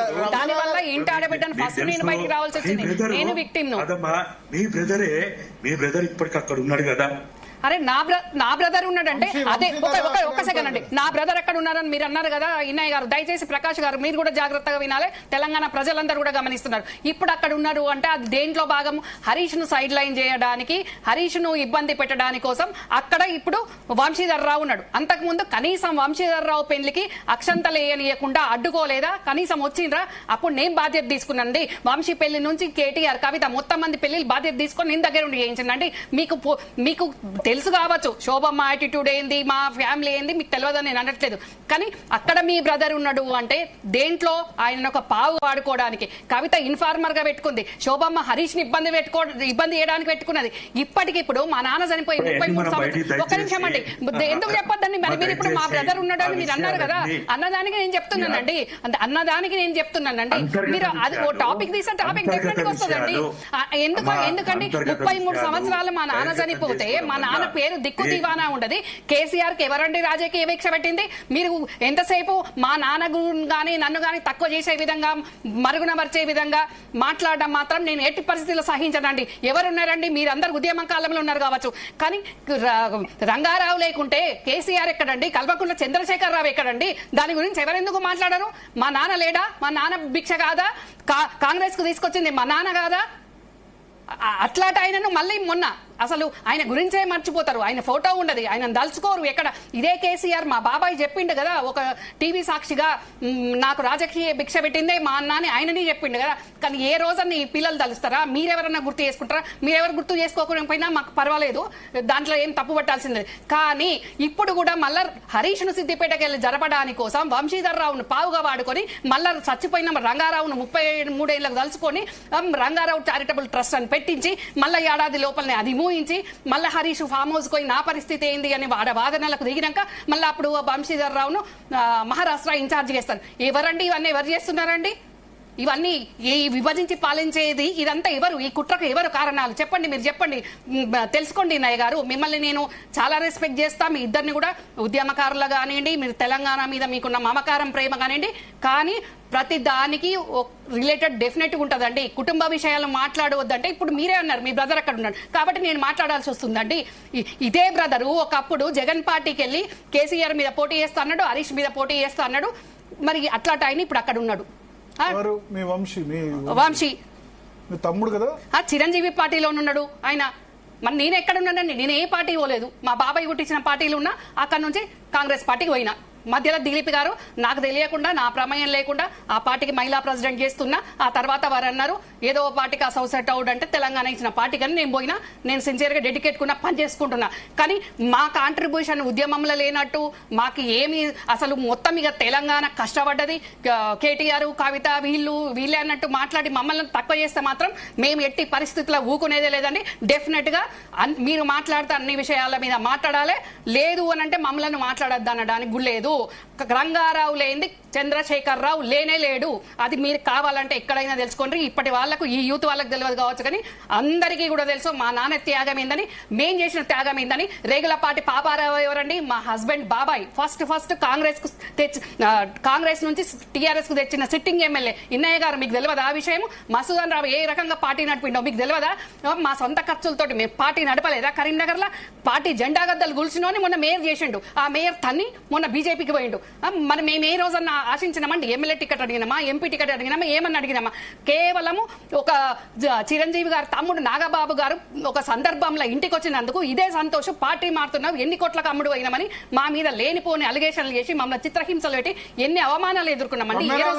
ఏ రోజన్నా చెప్పినామా? ఇన్నయ్య గారు చెప్పండి, ఏ రోజన్నా మరి మీరు రమ్యానికి జరిగిన అన్యాయం ఏందని ప్రకాష్ గారు కానీ మీరు కానీ ఫోన్ చేసిండ్రా, మమ్మల్ని పట్టించుకున్నారా, మా బాధ ఏందని అర్థం చేసుకున్నారా? ఇదే సంతోష్ నా కొడుకును ఏళ్ళు చిట్లిపోయేటట్టు, భుజాలు వలిగిపోయేటట్టు ఇదే రాధాకిషన్ రావు తోటి కొట్టించిన రోజు, నేను మాట్లాడిన రోజు ఎందుకు పిల్లో నెంబడి ఎందుకు పడుతున్నామని ఏ ఒకరన్నా మాట్లాడినరా అండి? రమారావు గారు, ఎందుకు మీరు ఆవు కథలాగా ఎప్పుడు ఏదైనా కానీ సంతోష్ దగ్గరికి వస్తారు? మళ్ళా మీరేంది భరత్ గారు? ఏం భరత్ గారు మళ్ళీ ఆవు కథ అని మాట్లాడతారు? ఏంటంటే కష్టపోయిన వాళ్ళకు నష్టపోయిన వాళ్ళకి బాగుంటుందండి. ఇప్పుడు తెలంగాణ కోసం త్యాగపడ్డోళ్ళు, అమరులైన వాళ్ళ గురించి ఇన్నయ్య గారి బాధ ఎట్లుందో నా బాధ కూడా అట్లే ఉంటుందండి. మేము సఫరర్స్ అండి, మేము సాక్రిఫైస్ చేసిన వాళ్ళం, స్ట్రగుల్ అయిన వాళ్ళం. నా భర్తను వదిలిపెట్టలేదు, నన్ను వదిలిపెట్టలేదు, లాస్ట్ నా కొడుకును కూడా చంపించడానికి ప్రయత్నం చేసిండండి. అవును, నా కొడుకు రితీష్ ను కూడా చంపించడానికి స్కెచ్ చేసిండండి సంతోషు. ఏ రకంగా క్షమించమంటారండి? కుట్ర కోణాలను ఎక్కడి నుంచి జరుగుతున్నాయండి? నేను ఆ ఇంటి ఆడబిడ్డను కదా, నా గురించి ఎవరన్నా ఈ ఉద్యమకారులు ఎవరన్నా మాట్లాడిందా? నేను చేసిన తప్పేంది? నేను చేసిన అన్యాయం ఏంది? సో అప్పుడు ఎవరు రెస్పాండ్ కాలేదు, మీకు సింపతి వ్యక్తం కాలేదు 2010-11 అంటే నాకు తండ్రి లేడు, నువ్వు కేసీఆర్ కాదు కాబట్టి వాళ్ళకి అవసరం లేదు, అందుకని ఎవరు మాట్లాడారు. ఇప్పుడు మళ్ళీ మాత్రం ఫ్యామిలీ విషయాలు మాట్లాడొద్దు అని అంటారు. మరి ఈ సంతోషం వల్లనే ఈ తెలంగాణ భ్రష్టు పట్టింది, పార్టీల జెండా మోసిన కూలీలకు అన్యాయం జరిగింది అది అనేది మరి వీళ్ళిద్దరు ఒప్పుకోరాయే, మాట్లాడారాయే. మరి మీరు వెళ్ళి మళ్ళీ కవితను పార్టీకి తీసుకోండి, సంతోషం ఆ చెక్కుని సంతోష్ గారిని బయటకు పంపించండి, మొత్తం వ్యవస్థ అంతా బాగుపడుతుంది. ప్రకాష్ గారు చెప్పండి సార్. ఆమె ఆవేదన అందరం అర్థం చేసుకోవాలి. వాస్తవంగా కూడా మత్సన్ రావు గారు గాని ఆమె గాని డే 1 నుంచి ఉన్న వాళ్ళు. రంగన్న గారి గురించి కూడా నాకు కొంత తెలుసు, ఈనయ్య గారికి కూడా తెలుసు. మదన్ మోహన్ తో ఆయనకున్న సంబంధాలే కేసీఆర్ ఇట్లా వైండ్ అప్లు చేసి కొట్టిస్తారా అండి? వైండ్ అప్లు చేసి కొట్టిస్తారా? ఇట్లా ఈ రకంగా కొట్టిస్తారా? ఈ రకంగా సిఐలకు డిఎస్పీలకు ఫోన్ చేసి బాబు ఎన్ఎస్సీఐలు ఉంటే ప్రోగ్రామ్ తీసుకుంటే అక్కడ డీసీపీలకు ఏసీపీలకు ఫోన్లు చేసి చంపే కుట్రలండి మమ్మల్ని. ఇన్నయ్య గారు, రంగారావు గారు ఆవేదన ఏందండి? ఇవి సాక్ష్యాలు కనబడుతుంటే ఆవేదన అనకండి భరత్ గారు, సాక్ష్యాలు. నాకు వాళ్ళ కుటుంబ విషయం ఇప్పుడు కాదు. నేను 1980-81లో ఆ రోజు పీపుల్స్ వార్ పార్టీ నన్ను ఆర్గనైజర్ గా ఆ ప్రాంతానికి పంపితే సిద్దిపేట, ఈ చింతమడక నేను కొత్తగా చూసింది కాదు. 80-81లోనే నేను ఖాళీ నడకన చింతమడకకు పోయినా. వీళ్ళ కుటుంబం తెలుసు, వీళ్ళ గడి తెలుసు, వీళ్ళ కుటుంబ విషయాలన్నీ తెలుసు. తెలియక కాదు, ఈ రోజు మనం మాట్లాడుకోవాల్సిన విషయము, మనందరం చర్చించుకోవాల్సిన విషయం, నిబ్బరంగా ఉండాల్సిన సమయము. ఈ రోజు ఎన్ని బాధలు పడ్డా, నష్టాలు పడ్డా, కష్టాల పాలైనా, ఈ రోజు మనందరికంటే మన తెలంగాణ తల్లి ఇవాళ బజారు పాలవుతున్నది. మన తెలంగాణ తల్లి అవమానాలకు గురవుతున్నది. మన తెలంగాణ తల్లిని అంగట్ల అమ్మని బొమ్మను చేయడానికి ప్రయత్నాలు జరుగుతున్నాయి. ఆ తెలంగాణ తల్లిని కాపాడుకోవాల్సిన బీఆర్ఎస్ గట్టిగా ఉంటేనే తెలంగాణ గట్టిగా ఉంటుంది, అంతేనా మీరు చెప్పేది? అంతేనా? టిఆర్ఎస్ కి ఒక ఐడెంటిటీ ఉంది.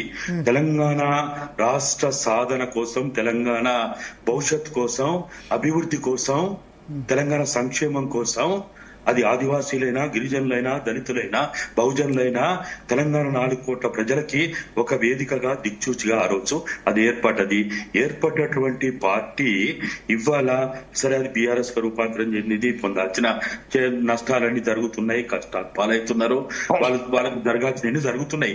ఈ రోజు మన అందరం సరే ఒకవేళ టీఆర్ఎస్ అట్లే ఉంటది, బీఆర్ఎస్ అట్లే అయిపోయింది, ఏమన్నా అవుతుంది అనుకో, కానీ తెలంగాణ తల్లిని అయితే కాపాడుకోవాలన్నా వద్దా?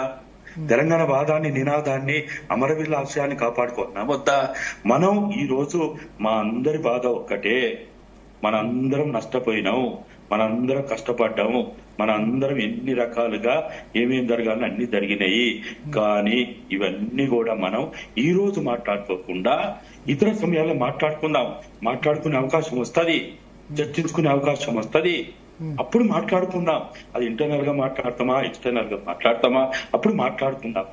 ఆ ఒక్క సూచన తప్ప నేను మాట్లాడొద్దు, ఎవరికి మాట్లాడొద్దు, హరీష్ తప్పులు, మన ఎవరు కవితమ్మ తప్పులు, లేకపోతే సంతోష్ తప్పులు. సంతోష్ వల్ల ఎంతమంది నష్టపోయిందో, ఎన్ని నష్టాలు జరిగినాయో, ఎంతమందికి ఏమేమి నష్టం జరిగిందో, ఆఖరి సంతోష్ వల్ల శేఖరన్నకు నష్టం జరిగింది. సంతోష్ వల్ల నష్టం జరిగింది. ఒక్క బయట వాళ్ళకే కాదు, శేఖర్ అన్నకు నష్టం జరిగింది. అంటే ఇక్కడ ఒకటి చాలా మంది ఏమంటారంటే కేసీఆర్ జనరల్ గా ఎక్కువ మందిని కలవడానికి ఇష్టపడరు. రోజుకు ఒకళ్ళు ఇద్దరు కలిస్తే ఇష్టపడారని ఆ మాట అనకండి. నేనేమంటా అంటే ఒక్కళ్ళని కలిస్తే కలిసిన వాళ్ళకి సంతృప్తిగా కడుపు నిండా భోజనం పెడతారు 4-5 గంటలు 5-6 గంటలు కదా. సో 4-5 గంటలు కలుస్తారు. ఆయన గెలవడానికి ఇష్టపడకపోతే అది చెప్పేది సంతోష్ కాబట్టి సంతోష్ మీద ఎక్కువ బ్లేమ్ చేస్తున్నారు. కేసీఆర్ ఏం చెప్తే అది చేస్తారు తప్ప సొంతంగా సంతోష్ కంటూ ఒక విచక్షణ లేకపోతే ఆయన మాట నడుస్తున్న తప్పు. ఇప్పుడు రాజశేఖర రెడ్డి విషయంలో అవినీతి సంబంధించి కేవీపీ మీద వేసేవాళ్ళు. రాజశేఖర రెడ్డి మంచోడు, బట్ కేవీపీ అవినీతి పరుడని. సో అట్లాగే అంటే ప్రతిదీ కేవీపీ ఇన్ఫ్లుయెన్స్ చేస్తారని చెప్పేవాళ్ళు. అట్లాగే సంతోష్ కేసీఆర్ ఏది చెప్తే అది చెప్పడం వల్ల ఆయన అందరికి శత్రువు అయ్యారు. ఆయన కలవడానికి ఇష్టపడకపోతే సంతోష్ కలవనివ్వలేదని నేను ఫ్యామిలీ మెంబర్ గా నేను చూసిన సంతోష్ చేసే యాటిట్యూడ్ ఏది ఉంటది అని. కేసీఆర్ గారు చెప్పినట్టు సంతోష్ విని ఉంటే ఈ రోజు నేను మొత్తుకునే పరిస్థితి ఉండదు, అక్కడ ఉన్న ఇద్దరు ఉద్యమకారులు కూడా మొత్తుకునే పరిస్థితి ఉండదు. కేసీఆర్ చెప్పేదోటి, సంతోష్ చేసేదోటి, అందుకే ఇద్దరిద్దరు. అంటే అంత బలహీనపరుడు కాదండి. మీరు ప్రతిసారి బలహీనపరుడు అనొద్దు. అంటే ఆ రకంగా చేస్తాడు. ఆయన యాటిట్యూడ్ గురించి నేను చెప్తున్నాను. బలహీనపరుడు అని అంటే భరత్ గారు, సంతోష్ ఇన్వాల్వ్మెంట్, సంతోష్ ఆ పాత్ర, ఇప్పుడు ఆ సంతోష్ ఏదైతే పాత్ర పోషిస్తుండో ఆ పాత్ర మేము 99 నుంచి మేము అందరం పోషించినాం. ఒక్కొక్కరు ఒక్కొక్క సందర్భంలో అందరం పోషించినాం. ఎప్పుడు రాని సమస్య మేమందరం పోషించినప్పుడు రాని సమస్య సంతోష్ పోషించినప్పుడు ఎందుకు వస్తుంది అంటే అక్కడ కేసీఆర్ జనరల్ ఏంటంటే ఏదైనా సమస్యతోటి వస్తే ఆ సమస్యని నా వరకు రాకుండా పరిష్కరించమని, సమస్యను వినడానికో సమస్యని ఎక్కువగా చర్చించడానికో ఇష్టపడ్డాడు ఆయన ఎప్పుడు కూడా తను ఏదైతే భావిస్తాడో, అభిప్రాయపడతాడో, తను చెప్పాలని ఎక్కువ ఆలోచిస్తా ఉంటాడు, మాట్లాడుతూ ఉంటాడు. అయితే ఇటువంటి ఈ షాక్ అబ్జర్వ్స్ అంటాం కదా, వెహికల్స్ కి కమాన్ పట్టీలు షాక్ అబ్జర్వ్స్ ఉంటాయి కదా, ఈ షాక్ అబ్జర్వ్స్ కమాన్ పట్టీల పని మేమందరం చేస్తుండమే, ఆయన ఒక్కడే కొత్తగా చేస్తలేడు. కాబట్టి ఎప్పుడు రాని సమస్య ఒక్కొక్క సందర్భంలో నేను కొంతకాలం చేసినా, ప్రకాశ్ అన్న కొంతకాలం చేసిండు, ఇంకో ఆయన కొంతకాలం చేసిండు. అప్పుడు అధికారం లేదు పార్టీ. ఇప్పుడు అధికారంలోకి వచ్చిన తర్వాత చాలా మంది పనులు కావాలనుకుంటారు, ఆస్పిరేషన్స్ ఉంటాయి. కేసీఆర్ బోలా శంకరుడు, ఆయన దగ్గరకు వస్తే పని అయిపోయినట్టే అనుకుంటారు. కాబట్టి ఆయన కూడా కలవడానికి ఇష్టపడకపోవచ్చు. ఇప్పుడు ఏదైనా వర్క్ మీద ఇప్పుడు ఇన్నయ్య గారు నిన్న కవిత మాట్లాడిన మాట ఒక్కటి మీకు గుర్తు చేస్తున్నా, అంటే మీకు గుర్తులేదని కాదు. నేరెళ్ల బాధితులను కొట్టిచ్చింది సంతోష్, చెడ్డ పేరు వచ్చింది రామన్నకు అని కవిత చెప్పింది. మరి అది కేసీఆర్ చేయమని చెప్పిండ్రా? కేసీఆర్ తెలిసి జరిగిందా అండి? మీరు సంతోష్ చేసే యాటిట్యూడ్ ను కేసీఆర్ చెప్పినట్టు చేస్తాడు అనే రకంగా దయచేసి చేయకండి. మీకు తెలియని ఇంకొక విషయం కూడా చెప్తున్నా. మంచి సెలబ్రిటీ ఫ్యామిలీ నుంచి వచ్చిన ఉమెన్ ఎంటర్ప్రెన్యూర్ ను కేసీఆర్ గారిని కలవడానికి కోసం అపాయింట్మెంట్లు ఇచ్చేది ఈ శకునే కాబట్టి ఈ శకుని అప్రోచ్ అయితే రమ్మని వచ్చిన టైంలో వెయిట్ చేయించే టైంలో ఆ వచ్చిన ఆవిడని ఇక్కడికి రా అక్కడికి రా అని కమిట్మెంట్లు అడుగుతారండి? ఇదేనా తెలంగాణలో ఆడబిడ్డలకు జరిగేది? ఇది కేసీఆర్ గారికి తెలుసా అండి? ఇప్పుడు నేను చెప్పేంత వరకు మీకు తెలుసా అండి? చాలా ఉన్నాయండి ఇట్లా ఎగ్జాంపుల్స్. మీరు మీడియా ముందు మాట్లాడొద్దు ఇట్లాంటి అంటారు. మరి అతని వల్ల ఎంత నష్టం జరిగింది, పార్టీకి ఎంత జరిగింది, కేసీఆర్ కి ఎంత జరిగింది, ఈ తెలంగాణ తప్పించిన మీలాంటి వాళ్ళకు, అందులో భాగస్వాములైన మాలాంటి వాళ్ళకు ఎందరికి నష్టం జరిగిందండి? పక్కకు సరిపోతా చెప్పండి. మరి ప్రకాష్ గారు, సరే మీరు తెలంగాణ వచ్చిన తర్వాత కూడా కేసీఆర్ దగ్గరగా ఉన్నారు. ఒకటి ఇప్పుడు కొద్దిమంది ఏమంటారంటే అనవసరంగా బ్లేమ్ చేస్తున్నారు సంతోష్ ను అని కొద్దిమంది అంటున్నారు. అది నిజానికి కేసీఆర్ కి అపాయింట్మెంట్ ఇవ్వడం ఇష్టం లేక ఆయన చెప్తే గనక అది సంతోష్ కలవనివ్వట్లేదు అన్న ఒక మిస్పర్సెప్షన్ చేస్తున్నారని ఇవాళ చాలా సోషల్ మీడియాలో పోస్టులు పెట్టారు. అంటే కేసీఆర్ ఏది చెప్తే అది ఆయన కష్టాల్లో సుఖాలు ఉన్న వ్యక్తిని అనవసరంగా బ్లేమ్ చేస్తున్నారు. ఏంది మీ అబ్జర్వేషన్? అంటే కేటీఆర్ కవితకు కూడా కేసీఆర్ అపాయింట్మెంట్ ఇయ్యడా? సొంత బిడ్డ కొడుకు కూడా అపాయింట్మెంట్ అవసరమా? మరి చెప్పండి, ఈ క్లారిఫికేషన్ తీసుకోవాలా మీరు? అందుకని అడుగుతున్నాను వి ప్రకాష్ గారిని. అంటే వాళ్ళకు కూడా సంతోషం కదా. ఇప్పుడు నేను కొన్నిసార్లు కేసీఆర్ గారితో సీఎం గా ఉన్నప్పుడు ఆయనతో మాట్లాడుకుంటున్నప్పుడు కేటీఆర్ గారు కారిడార్ లో అటు ఇటు ప్రచారం చేస్తుండేవాడు. ఎప్పుడన్నా బయటకు వస్తే కొంచెం మూడ్ బాగుందా, ఫ్రీ ఉన్నాడా అని అడిగేవాడు.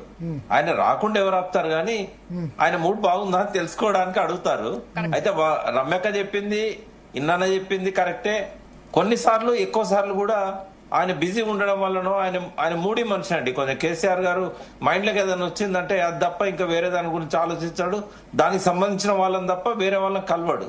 అది అందరికి తెలిసిందే. ఆయన కొంచెం డిసిషన్ మేకింగ్ లో ఈ ప్రోటోకాల్ ఉంటది ఆయనకు. కాబట్టి చాలా సార్లు ఏంటంటే ఆయనను డిస్టర్బ్ చేయడం ఇష్టం లేక కూడా సంతోష్ చేస్తాడు. కానీ సంతోష్ లోపల తప్పులు లేవని అయితే నేను చెప్పాను. చాలా మిస్టేక్స్ ఉన్నాయి. మరి కేసీఆర్ గారు దాన్ని గుర్తించలేదా? ఎందుకంటే ఆ డిసిషన్ తీసుకోవాల్సిన ఒకే ఒక వ్యక్తి కేసీఆర్ గారు. ఎందుకంటే సంతోష్ గారు పార్టీలో కంటే కూడా కేసీఆర్ గారికి వ్యక్తిగత సహాయకులు. కాబట్టి ఇది పార్టీకి సంబంధించిన అంశం కూడా కాకపోవచ్చు.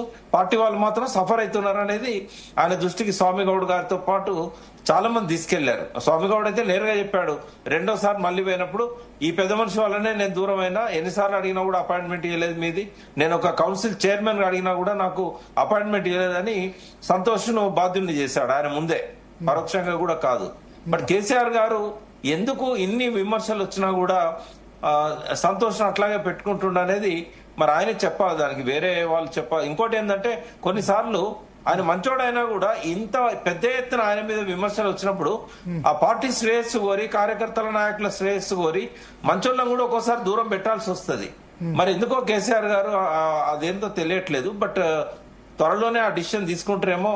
ఆయనకి ఏదైనా ఉన్నతమైన పదవి ఇచ్చి ఢిల్లీలో అట్లాంటి కాడ ఆయన నుంచి ఏర్పాటు చేస్తారా? ఇదివరకు రాజ్యసభ ఇచ్చింది కూడా ఇక్కడ నుంచి ఆయనను రాజ్యసభకు పంపించాడు. ఆయన కొంతకాలం పాటు ఆట విడుపు దొరికింది కార్యకర్తలకు, నాయకులకు. ఎందుకంటే సంతోష్ కాకుండా అక్కడ వేరే వాళ్ళని అడిగి కలవాల్సిన పరిస్థితి వచ్చింది. కాబట్టి మనం ఏంటంటే కేసీఆర్ గారు దీన్ని గమనిస్తలేడు అని అనుకోవాల్సిన అవసరం లేదు. కొన్నిసార్లు బాగా ఉండాల్సిన వ్యక్తులను పక్కకు తప్పేయాలన్నప్పుడు మంచి పదవి ఇచ్చి కూడా తప్పిస్తారు. అట్లా కూడా కొంత జరిగిండొచ్చు. ఆ రాజ్యసభ మెంబర్ ఇచ్చినప్పుడు ఢిల్లీలో ఉంటాడు. ఇప్పుడు కేసీఆర్ మాటను జవదాటి చేస్తారంటారా? కేసీఆర్ మాట జవదాటి చేస్తారంటారు. ఇప్పుడు స్వామి గౌడ్ కంప్లైంట్ చేసినప్పుడు అప్పుడు కేసీఆర్ తెలుసు కదా, తనే వద్దని ఉంటారు, కలవడం ఇష్టం లేక వద్దని ఉంటారు. అప్పుడు అయితే కనుక ఎస్ నేను 90% మీరు చెప్పినట్టు జరుగుతుంది. బట్ ఎక్కడో ఒకడ ఆయనకి ఇష్టం లేని వ్యక్తులు ఉంటారు కదా. ఎందుకంటే మేము రాజకీయాల్లోకి వచ్చినాడు గాని, తెలంగాణ ఉద్యమంలోకి వచ్చినాడు గాని, పార్టీ పెట్టినాడు గాని ఆయనకు అంత మెచ్యూరిటీ లేదు. భరత్ గారు చాలా చిన్న పిల్లోడు. వీళ్ళే 25-27 ఏళ్ళు ఉన్నారు. కేటీఆర్ గారు, కవిత గారు, హరీష్ రావు గారు కొంచెం 29 ఏళ్ళు ఉన్నట్టున్నాడు. సంతోష్ ఇంకా చాలా చిన్న వయసులో వాళ్ళకంటే. కానీ అది అట్లాగే ముద్ర పడిపోయింది. ఆ రోజు నుంచి ఆయన అనుసరిస్తున్న పద్ధతే ఈ రోజు వరకు కూడా కొనసాగుతూ ఉందని విమర్శల వల్ల తెలుస్తా ఉన్నది. ఓకే. సో ఇప్పుడు ఇంకొకటి కూడా, ఇప్పుడు మీ మీడియా ముఖంగా కేసీఆర్ గారికి తెలుస్తుంది, ఇప్పుడు మీకు కూడా చెప్పాల్సిన అవసరం ఉంది. ఎందుకంటే టాపిక్ వచ్చింది కాబట్టి. ఒక 2 శాటిలైట్ ఛానల్ చైర్మన్స్ కేసీఆర్ గారికి వాళ్ళిద్దరు కూడా క్లోజ్. అట్లాంటి వాళ్ళు అపాయింట్మెంట్ అడగాలంటే కూడా మరి మీరిద్దరు డైరెక్ట్ ఫోన్లు చేస్తారో ఎట్లా అపాయింట్మెంట్ అడుక్కుంటారో కేసీఆర్ గారిది నాకు తెలియదు ఆ విషయము. కానీ ఆ శాటిలైట్ ఛానల్ చైర్మన్స్ ఇద్దరు కూడా సంతోష్ను అపాయింట్మెంట్ ఎన్నిసార్లు అడిగినా అపాయింట్మెంట్ ఇవ్వకుంటే కూడా సంతోష్ ఇవ్వట్లేదని వాళ్ళు అర్థం చేసుకున్నారు. లాస్ట్ జిహెచ్ఎంసీ ఎలక్షన్స్ లో టీఆర్ఎస్ గవర్నమెంట్ లో అప్పుడు వాళ్ళ ఆ ఛానల్ చైర్మన్స్ అవసరం కాబట్టి అప్పటికప్పుడు మళ్ళీ కేటీఆర్ అరేంజ్ చేసుకొని మాట్లాడుకొని ఆ అవసరం గట్టెక్కించుకున్నారు. ఆ తర్వాత నెక్స్ట్ మళ్ళీ అదే రిపీట్, మళ్ళీ వాళ్లకు అపాయింట్మెంట్ ఉండదు. ఇదే సంతోష్ ఈ ఛానల్ చైర్మన్స్ అపాయింట్మెంట్ అడిగితే ఇంకో ఛానల్ చైర్మన్స్ కు చెప్పడం ఈయన అపాయింట్మెంట్ అడిగినాను, అపాయింట్మెంట్ కు వాటికి ఇవ్వడు. మరి ఇది కేసీఆర్ గారికి తెలుసా అండి? ఇట్లా ఎంత నష్టం జరుగుతుందండి? కరెక్ట్. వర్కింగ్ ప్రెసిడెంట్ ఇప్పుడు కేటీఆర్ ఉన్నారు కాబట్టి ఇంకా సంతోష్ ద్వారా కేసీఆర్ గారిని కలవాల్సిన అవసరం చాలా మంది రావట్లేదు. ఎందుకంటే అన్ని వ్యవహారాలను కూడా కేటీఆర్ గారే చూస్తున్నారు.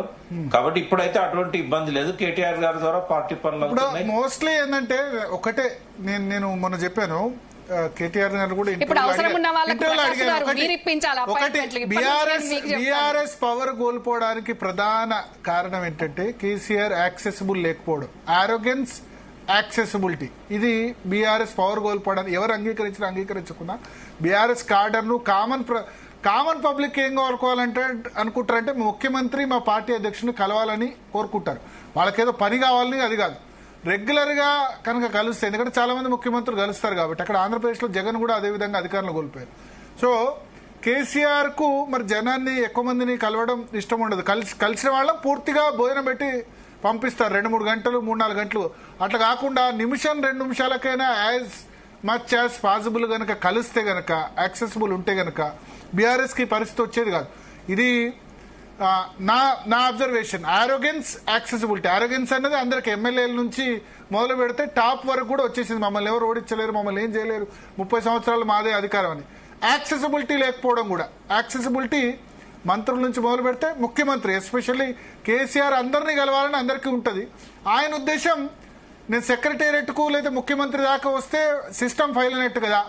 గ్రామ పంచాయతీ సమస్యలు గ్రామ పంచాయతీ సర్పంచ్ పరిష్కరించాలి, లోకల్ సమస్యలు ఎమ్మెల్యే పరిష్కరించాలి. నా దాకా ఎందుకు రావాలి, ముఖ్యమంత్రి దాకా ప్రతిదీ ఎందుకు రావాలి, నన్ను ఎందుకు కలవాలని ఆయన అనుకుంటారు. కానీ కామన్ పబ్లిక్ ఆ జనతా దర్బారే కదా. అందుకని రేవంత్ రెడ్డి మొదటి రోజే ఆయన ఏంది ఆ ప్రజాభవన్లో ఆ కార్యక్రమం స్టార్ట్ చేశారు. కరెక్ట్ కాదంటారా ప్రకాష్ గారు? అంటే అది అవసరం లేదండి. ఎందుకంటే ఈ గ్రీవియన్స్ సెల్స్ అనేటి ప్రతి మండే కూడా ప్రతి కలెక్టర్ ఆఫీస్ లో, కానీ ప్రజలు మా ముఖ్యమంత్రి కలవాలి, ఫోటో దిగాలని కోరుకుంటున్నారు. రేవంత్ రెడ్డి గారు కూర్చుంటున్నారా మీ ఉద్దేశం ప్రకారం? కలుస్తున్నారు, కలుస్తున్నారు.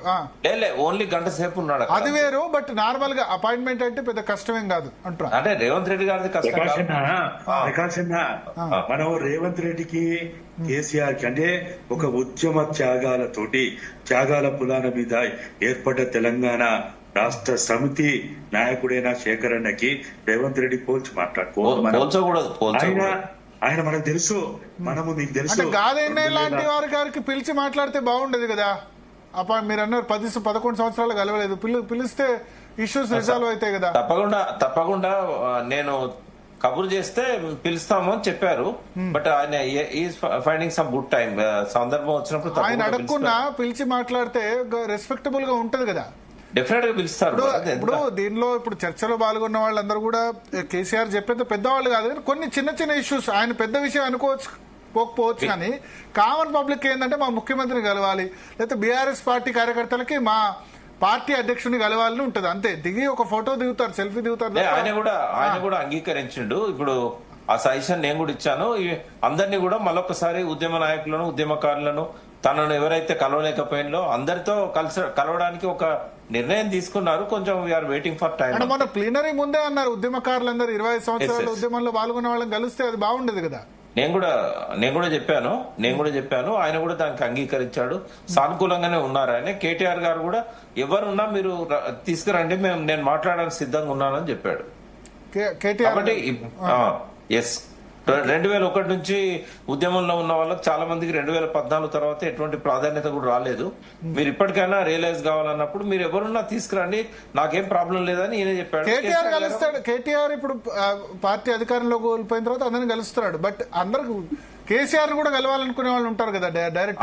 ఆయన కూడా కలుస్తా అన్నాడు భరత్. నేను ఇన్నయ్య గారు నేను వస్తామని కూడా చెప్పాను, కలుస్తామన్నారు. కొంచెం ఆయన సమయం కోసం. అంటే వాట్ ఐ అబ్జర్వ్డ్ ఈజ్ ఆయన అపాయింట్మెంట్ దొరకడం కష్టం, దొరికితే మాత్రం ఫుల్ మీల్సే. ఇంకా సాటిస్ఫైడ్ టైం ఇస్తారు, ఏదో నిమిషం 2 నిమిషాలు స్వయంగా వడ్డించి పెడతారు. ఇప్పుడు ఇన్నయ్య గారిని 2008లో పిలిచినప్పుడు 8 గంటలు అని చెప్పారు, 8 గంటలు పిలిచారని చెప్పారు. ఆ 8 గంటలు కాకుండా అట్లీస్ట్ ఫుల్ మీల్స్ కాకుండా టిఫిన్స్ పెట్టినా చాలని నేనంట. నేను ఒక సామెత చేశాను, రాకుంటే రాకుంటే తలవడు, వస్తే వదలడు. That is KCR. వస్తే అంటే బీఆర్ఎస్ క్యాడర్ కంప్లైంట్ దీనికి సంబంధించి జనరల్ గా what I observed, BRS cadre అయినా కామన్ పబ్లిక్ అయినా ముఖ్యమంత్రితో సెల్ఫీ దిగాలి, ఫోటో దిగాలి, వాళ్ళకి అంతకు మించి ఆనందం ఉండదు. అంతే కదా అవకాశం. డెఫినెట్ గా ఆ రోజు వస్తుందండి, త్వరలో. అంటే దీని వల్ల ఈ బ్లేమ్ సంతోష్కి వస్తుందని నా రీడింగ్. మీరు అన్నట్టుగా ఉద్యమకారులందరినీ కూడా ఆయన కలవడానికి డిసిషన్ తీసుకున్నాడు. చాలా త్వరలో ఆయన జిల్లాల వారీగా, నియోజకవర్గాల వారీగా పిలుస్తారు. ఓకే. సో ప్రజాపతి గారు, సో ఏంటి దీని ఫైనల్ గా అంటే చర్చ ఎండ్ చేసే సమయం వచ్చింది. ఇక్కడతో ఆపుతారా విమర్శలు కవిత? అంటే నిజం నిదానంగా తెలుస్తున్నట్టుగా మీ డిబేట్ ద్వారా మేము ఆరోపించిన దాంట్లో ఒక మనిషిని స్పష్టంగా అందరూ ఒకే మాటకు వచ్చారు.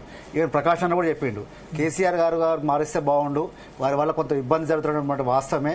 అవసరమైతే రాజ్యసభ పంపించినా సరే అది జరగలేదు, ఆ టైంలో కొంత రిలీఫ్ దొరికింది కానీ మిగతా టైం దొరకలేదని చెప్పి వారు కూడా ఒప్పుకున్నారు. నిజంగా సంతోషం. అది కూడా మేమేమంటా ఉన్నామంటే ఈ ఆరోపణలు చేసిన ఏదో ఒక రోజు నిజం తెలుస్తుంది. దాన్ని ప్రజల దాకా రీచ్ కాకముందుకే మీరు ఆపుతారా, మీరు మాట్లాడకండి, మీరు నోరు మూసుకోండి అని అనడం కూడా అది భావప్రకటన సెక్షన్ కూడా తప్పవుతుంది. ఎస్, ప్రజలకు తెలవాలి. నిజంగా మీ లెటర్లు రాసింది కూడా అదే జరిగినాం. నానా ఈరోజు ప్రజలంతా అంటే మెయిన్ నాయకులు కొంత కార్యకర్తలు కొంత మిమ్మల్ని కలవాలనుకుంటా ఉన్నారు, దయచేసి వాళ్ళని కలవండి ఇట్లాంటివి అడిగిరు. దాంట్లో కూడా అదే రకంగా చెప్పారు. నిన్న మాటలతో డైరెక్ట్ సస్పెండ్ చేసారు. ఇట్లాంటి చేయకుండా ఉండి పార్టీని కాపాడుకునే విధంగా ఇట్లాంటి ఎవరైనా ఒకవేళ ఇబ్బంది పెట్టే వాళ్ళు ఉంటే వాళ్ళని గుర్తించి ప్రకాశన చెప్పినట్టుగా వాళ్ళు కొంచెం పక్కన పెడితే ఇంకా అందరికి సంతోషం, అందరు మంచిగా ఉంటారు. కేసీఆర్ గారికి మంచి జరిగే అవకాశాలు ఉంటాయి. తమ్ముడు ఒక్క నిమిషం తమ్ముడు, నువ్వు చెప్పింది వాస్తవమే.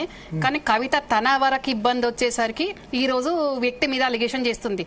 కానీ 19 సంవత్సరాల నుంచి ఈ వ్యక్తి నుంచి కష్టమైతుంది, నష్టం జరగబోతుంది అని నేను హెచ్చరించిన రోజు అర నిమిషం ఆలోచించినా గానీ ఈ రోజు ఈ పరిస్థితి ఉండకపోతే ఇంతమంది మాట్లాడుకోవాల్సిన అవసరం కూడా ఉండకపోతుండే కదా. ఎవరికి గానీ అవతలి వాళ్ళకి కష్టము అర్థం కాదు, కానీ మన వరకు కష్టము మన వరకు నష్టం వచ్చినప్పుడు మాట్లాడతారా? ఏమంటావనంటే మరి ఈ వ్యక్తిని ఫుల్ ఫ్లెడ్జ్ గా సపోర్ట్ చేసిందే కవిత తమ్ముడు. చాలా రోజు నుంచి ఇది నిజంగా జరుగుతుంది, మరి ఎందుకు పక్కన పెట్టలేదు? వారికి కూడా ఆవేదన ఉంది, కానీ వారు చెప్పినట్టు జరగట్లేదు. కానీ వారికి ఇప్పుడు అవకాశం వచ్చింది, డిబేట్ ద్వారా చెప్పారు. ఇక్కడ అవకాశం వచ్చింది, ఇబ్బంది పడతారు. కేసీఆర్ గారికి ఈ రకంగా ఇబ్బంది మచ్చ తెచ్చే విధంగా మాట్లాడుతూ ఉన్నారు కాబట్టి ఆ రోజు కవిత వారికి అవకాశం వచ్చి డిబేట్ ద్వారా చెప్పింది తమ్ముడు. కానీ నేను సొంత అక్కను, ఇంటి ఆడబిడ్డను 19 సంవత్సరాల నుంచి చెప్తున్నా తమ్ముడు. 19 ఇయర్స్ నుంచి నేను చెప్తున్నా. కాంగ్రెస్ పార్టీలు ఉండి 11 ఏళ్ల నుంచి చెప్తున్నా గానీ నేను అక్కగా కుటుంబ సభ్యురాలుగా బయటికి రానంత వరకు 19 సంవత్సరాల నుంచి చెప్తున్నా, హెచ్చరిస్తూనే ఉన్నా. అతను చేసే దుశ్చేష్టలన్నీ కూడా చెప్తానే ఉన్నా. ఏ రోజన్న దాని గురించి కూర్చోబెట్టిందా, మాట్లాడిందా, సమస్యకు పరిష్కారమైందా? ఈ రోజు ఈ పరిస్థితి వచ్చిందా? అసలు ఆ రోజు సరి చేసుకుంటే ఈ రోజు బీఆర్ఎస్ మళ్ళీ గవర్నమెంట్ ఫామ్ చేసేది.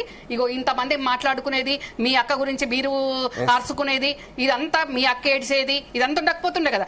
ఏది ఏమైనా మీ అక్క ఇప్పుడైనా రియలైజ్ కావాల్సిన అవసరం ఉన్నది. ఎట్లా కొన్ని రోజుల్లో ప్రకాశంలో కలిసే అవకాశం సార్ని కాబట్టి మర్యాదగా ఇప్పుడు ఇంతమంది బాధలైనా మీకు అందరూ తెలిసిన బాధలైనా అట్లాంటి జరగకుండా చూసుకునే విధంగా ఉంటే పార్టీ బాగుపడదని మీ ద్వారా చెప్పే అవకాశం ఉంటే చెప్పడన్నా, ఇదే మా అప్పీల్. ప్రకాష్ గారు, అదే ఇప్పుడు సరే డెఫినెట్ గా ఆయన దృష్టికి అవన్నీ తెలుసు ఆయనకు. బట్ మాలాంటి వాళ్ళని చెప్పడం వల్ల కొంత ఆలోచించే అవకాశం కూడా ఉంటది. బట్ కవిత గారంటే కూడా మాకు చాలా గౌరవం తమ్ముడు. మీరు ఆ విషయాన్ని కూడా ఆమె కమ్యూనికేట్ చేయండి. ఇప్పుడు ఆమె నిన్న కోరుకున్నది ఏంది, కేసీఆర్ గారు అండ్ కేటీఆర్ గారు, వాళ్ళు ఆమెకు ప్రాణం. వాళ్ళకేమో పార్టీ అంటే ప్రాణం, చెల్లంటే ప్రాణం, పార్టీ అంటే ప్రాణం. మరి ఆ పార్టీని ఏ రకంగా కూడా తగ్గించే విధంగా ఏ రకమైన కామెంట్ చేసినా కూడా వాళ్ళిద్దరు హర్ట్ అవుతారు కదా. కాబట్టి ఆమెను కొద్దిగా లో ప్రొఫైల్లో ఉండి తన కార్యక్రమాలు తాను చేసుకుంటూ రాజకీయంగా తన ఇమేజ్ ని బిల్డ్ చేసుకుంటూ ముందుకెళ్లడం అనేది వాళ్ళ ఉన్న పరిస్థితుల్లో అవసరం. ఆమెను బహిష్కరించలేదు ఇప్పటికి కూడా. ఎప్పుడైనా కూడా ఆమె బ్యాక్ రావడానికి అవకాశం ఉంటది. కొంత ఆ ఓపిక అవసరం. మీకు ఒక ఎగ్జాంపుల్ చెప్పి నేను క్లోజ్ చేస్తా. భరత్, మనకు 1912లో ఒక ప్రధానమంత్రి ఉండే, కిషన్ ప్రసాద్, మహారాజా కిషన్ ప్రసాద్. ఇప్పుడు ఏదైతే సంతోష్ లాంటి వాళ్ళ మీద ఆరోపణ చేస్తున్నారు కదా, అక్కడ కూడా ఒక అట్లాంటి వ్యక్తి ఉండే. ఆయన ఏం చేసిండంటే ఈ కిషన్ ప్రసాద్ సంతకాన్ని ఫోర్జరీ చేసి 6వ నిజాం చనిపోయినప్పుడు ఈ 7వ నిజాం వట్టి లంగా పనికిమాలినోడు అని చెప్పి బ్రిటిష్ వైస్రాయ్కి ఫోర్జరీ చేసి లెటర్ రాశాడు. అది 10 ఏళ్ల తర్వాత నిజాంకు తెలిసింది తన సంతకాన్ని ఫోర్జరీ చేశాడు, ఇది కిషన్ ప్రసాద్ చేయలేదని. ఆ ఓపిక పట్టడం వల్ల మళ్ళీ ఆయన ప్రధానమంత్రి 20 సంవత్సరాల పాటు ఆ పొజిషన్ లో ఉన్నాడు. అంటే రాజకీయాలలో చాలా ఓపిక ఉండాలి. కుట్రలు ఉంటాయి, కుతంత్రాలు ఉంటాయి. వాటిని వెంటనే మనం అవుట్ బర్స్ట్ కావద్దు. ఎంత ఓపిక ఉంటే భవిష్యత్ అంత బాగుంటది. ఈ విషయాన్ని కొంచెం మీరు కమ్యూనికేట్ చేయండి. Thank you. ఓకే, ఇన్నయ్య గారు. అన్న, ఇప్పుడు ఏదైతే జరుగుతున్న ఈ చర్చ మొత్తాన్ని కూడా దయచేసి తెలంగాణ ఉద్యమాకాంక్షలు, తెలంగాణ అమరవీరుల ఆశయాలు, తెలంగాణ సమస్యలు ఏవైతే ఉన్నాయో వాటి మీద ఎక్కువగా మాట్లాడుకుందాము. ఇది ఖచ్చితంగా నేను అనుకోవడం కూడా ఇది టీ కప్పుల తుఫానే. ఇది శేఖర్ అన్న దీన్ని మొత్తంగా ఏదో తెగేదాకా లేకపోతే ప్రధాన పడేదాకా అబద్ధాన్ని చూస్తా ఉన్నాడు. ఎవరేమవుతారు, ఎట్లయితారు, ఏమేం జరుగుతుంది అని వేచి చూస్తున్నాడేమో గాని ఆయన ఖచ్చితంగా ఆయన ఏదో ఒక రోజు దీన్ని ఆయనే ముగించగలుగుతాడు. ముగించడానికి అవకాశం ఉంది కూడా ఆయనకే. మీరు ఇప్పుడు అందరం అనుకుంటున్నట్టు రమ్యక్క బాధపడి చెప్తున్నట్టు సంతోష్ విషయమైనా, హరీష్ విషయమైనా, లేకపోతే ఇంకా పార్టీలో ఉన్నటువంటి ఎవరైనా కావచ్చు, నేనైనా కావచ్చు. సో నా వల్ల కూడా నష్టం జరిగినా ఒక అధ్యక్షుడిగా ఆయన ఏ పాత్ర పోషించాలి, ఆ పాత్ర పోషించాలి. ఆయన ఒక ఇంటి పెద్దగా ఎట్లా చేయాలో అట్లా చేయాలి. కాబట్టి కాకపోతే ఇప్పుడు మన సమస్య అంతా కూడా ఏంటంటే కవిత బాధ అయినా లేకపోతే ఇతరుల బాధలైనా అందరి బాధలు కూడా మనం మాట్లాడుకుందాం, చర్చించుకుందాం, అంతర్గతంగా మాట్లాడుకుందాము.